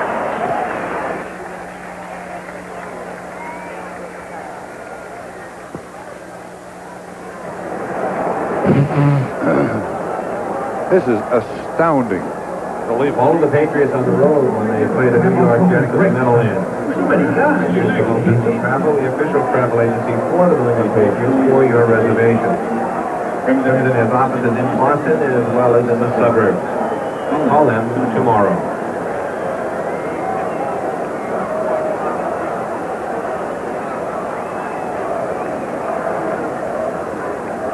Boston College next Saturday night. Kick-off time 6:30 here at Sullivan Stadium. Tickets for the Boston College game. Well, you see Ron Meyer talking to Eason. I imagine all he's telling him is make sure those hands off the Mosi Tatupu. He's their most sure-handed ball carrier, along with James. And they're not anxious to get the ball in the end zone. They just don't want to turn it over. And it's been rather slippery here the last couple of runs. Those Seahawks pounded on the ball can help it get slippery. But they haven't been able to come up with it. And the Seahawks desperate now. They need 2 scores to win this game after leading 23-0. Patriots rallying for 31 straight points. First score they had came late in the second quarter when quarterback Tony Eason was trapped and ran up the middle for 25 yards and a touchdown. Eason at quarterback replacing Grogan in the second quarter. The whole team was turned around in this game. Blue pass, man's open, touchdown, New England. Irving Fryer. It's unbelievable. Absolutely astounding. His first as a pro, 15 yards on the catch. Now that's an amazing call. I mean, less than 2 minutes to go, you think they're going to run it. And he puts it up. Look, he's got plenty of time to throw. Fryer doesn't appear to be covered. Harris, 44, the closest one. Not only is New England going to win this game the way it's going, they're going to blow them out after trailing 23-0. 38 unanswered points. Extra point at 10, Tony. Both these teams with tough National Conference opponents next week. The Seahawks go back to the Kingdom to play the Chicago Bears. The Patriots will be home as they go against the Washington Redskins. It's up, it's good. So the Patriots' fantastic comeback continues as they go out in front 38-23. And now here comes another one of those fantastic finishes. 56 seconds left to play. John Criqui with Bob Trumpy back at Sullivan Stadium, Foxborough, Mass, where it's all gone wrong for Seattle after they led the game 23-0. Bob Trumpy, the outset you said you didn't like Seattle's chances at all. Then you saw them lead 23-0. What did you know? Well, no, I didn't expect this to happen, but here's a stat for you. Last year with Kurt Warner, the Seahawks averaged 132 yards rushing per ball game. He getting about 90. Today they got 25 rushes, 37 yards. High spinning kick goes to David Hughes at the 8-yard line. The 15 to the 20. Working hard, he's out to the 27-yard line, but only 1:47 shows on the clock. And the Seahawks need 3 scores. They need 2 touchdowns, 2 extra points, and a field goal to win this game. They're down by 15. I don't know that I've ever seen a bigger turnaround anywhere. Have you? I don't recall one, no. Well, I saw something one day at the Orange Bowl in Miami. The Dolphins and the Chargers. And the Chargers. Oh, I saw that game, yeah. 24-0 San Diego in the second quarter. San Diego finally won it after about the next day. Went to long overtime. But look, this team has basically played 31 minutes of offensive football. The last 1 minute of the first half and the last 30 minutes of the second half. And produced 38 points. It was broken up by number 47, Paul Dombrowski, who intercepted before, breaks it up now, and it's going to be 2nd down and 10 for Seattle. 1:42 left to play. Final starts to come in. Scores close to being final. The Raiders, who always find a way, have now gone out in front of Kansas City 19-13 after the Chiefs led that game 13-0. Chicago Bears up to a 3-0 start on 3 field goals and great defense. They beat the Packers at Green Bay. The Jets roll over the Cincinnati Bengals at Giant Stadium in New York as the Jets now go to a 2-1 record. Minnesota wins its first game. Here's Krieg. 2nd and 10. He threw, he completed to Paul Johns, but there was resultant yardage negligible, maybe a yard. Don, I'll tell you what, there's some people in Seattle that at the end of the first half went out for groceries, probably came back and say, wait a minute, this has been the twilight zone. No, it's true. Indianapolis, the Colts of Frank Kush. Last week the Cardinals beat Buffalo 37-7. This week the Colts are rolling over them. Mike Pagel, who's been throwing well, just hit Billy Young with a 6-yard touchdown pass. Curtis Dickey threw a touchdown pass, a long one in that game on a halfback option. 3rd down and 10. Seattle in desperate need of a first down, and much more than that. Krieg looks, he throws, got a man, it's incomplete. Darrell Turner running one pattern and Byron Walker coming over the middle. Walker who can't get to the ball. Both cutting across the middle and 19-yard attempt, almost a connection. Now the end is near for Seattle. This is 4th down. If they don't convert for a first down, New England will run it out. Well, it's a long trip back to Seattle, knowing that first half they had it in hand and just couldn't rush the ball to take any time off the clock whatsoever in the second half. Contrasts in this game have been absolutely unbelievable. So in the first half, the Patriots despondent, down 23-0, making every mistake a team could make, sitting there forlorn, and now the whole thing is switched to the Seattle side. Down the middle, here's a pass to Byron Walker and a first down on 4th down. Don, the thing about this game is Seattle can use the first half of this game as a highlight film, and New England can use the second half as a highlight film. Well, it's going to be painful for these Seahawks to look at these game films. After leading 23-0 with 1:18 to go, they're being blown out of the Seahawks 38-23 by New England. There's Franco Harris. Could not contribute today in running the ball. Very interesting, as we pointed out at halftime, the remark of Mike McCormick, the president of the Seahawks. He said, we're not running the ball at all. I don't like this. Even though they were leading by a big margin. Here's a long pass downfield, and it's broken up at Raymond Claiborne at the 2-yard line. Franco Harris, less than 2 yards a pop. Patriots stopping the Seattle run even when the Seahawks had the big lead. Thanks to our spotters, Ron Hobson and Joe Persky, and our statistician, Bill George. Franco did go over the 12,000-yard mark, though, only the 2nd man in the history of the NFL, Jim Brown being the other. But going over the 12,000-yard mark today was too little too late. At least this afternoon it meant nothing from the scoreboard standpoint, as the Seahawks, after building up a 23-0 lead, couldn't get a break. And the Patriots, fired up by the play of quarterback Tony Eason, came out smoking on offense and defense. Now it's 2nd down and 10 as Krieg is ready to throw for the end zone again. 3-man rush, home run ball. Rick Sanford intercepts at the 2-yard line, and that will do it. 1:02 to play, and the Patriots take over, looking to run out the clock. Turner, you would hope the rookie would make sure that it's not an interception. He just basically let the New England Patriots intercept that ball. Rick Sanford was more than obliging. Well, we talked about the problems of Franco Harris. How about this young man's day? 20 carries, 107 yards. He was the leading rusher coming into the ball game, and he got most of those yards in the second half. Tony Cutlin's one of 16 children from East Carolina, 3rd-round draft choice. He must have been the littlest. That's why he turned out to be such a great runner. Comes from Penn Yan, New York. From where? Penn Yan, New York. One day I said I thought it was in western New York State, and I got about 4 pounds of material from the Penn Yan Chamber of Commerce. Where is it? Somewhere in the Finger Lakes area. Ah. However, 1:02 left to play. 38-23. New England in the lead. Ready to open up a 2-1 start.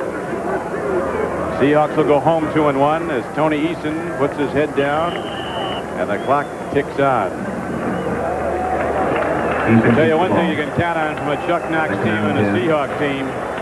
They'll come out next week like they won here today, coming to 23 points. You're right. They won't be down. But I'll tell you what, you're going to see an awful lot of teams now playing the Seahawks with 5 and 6 defensive backs. And until Seattle can prove to their opponent that they can consistently run the football, yards are going to come tough to this team. Football when the New England Patriots host the Washington It's going to do Redskins. it. 28 seconds and counting. It's Ron Meyer, who had to be wondering what kind of a year he had ahead of him when he saw his team just totally inept in the first half. Now sees them rally to the greatest comeback win in the history of the franchise. Don, you know what turned this team around? Think about the beginning of the second half. A 50-yard pass interference penalty and a 50-yard unsportsmanlike conduct out of bounds, and suddenly New England is back in the ball game. Well, that's the end of the battle. That's over and done with. Congratulations, and on to the next week. It'll be interesting. Bob Trumpy, this is Don Criqui with the final score here at Sullivan Stadium. New England 38, Seattle 23.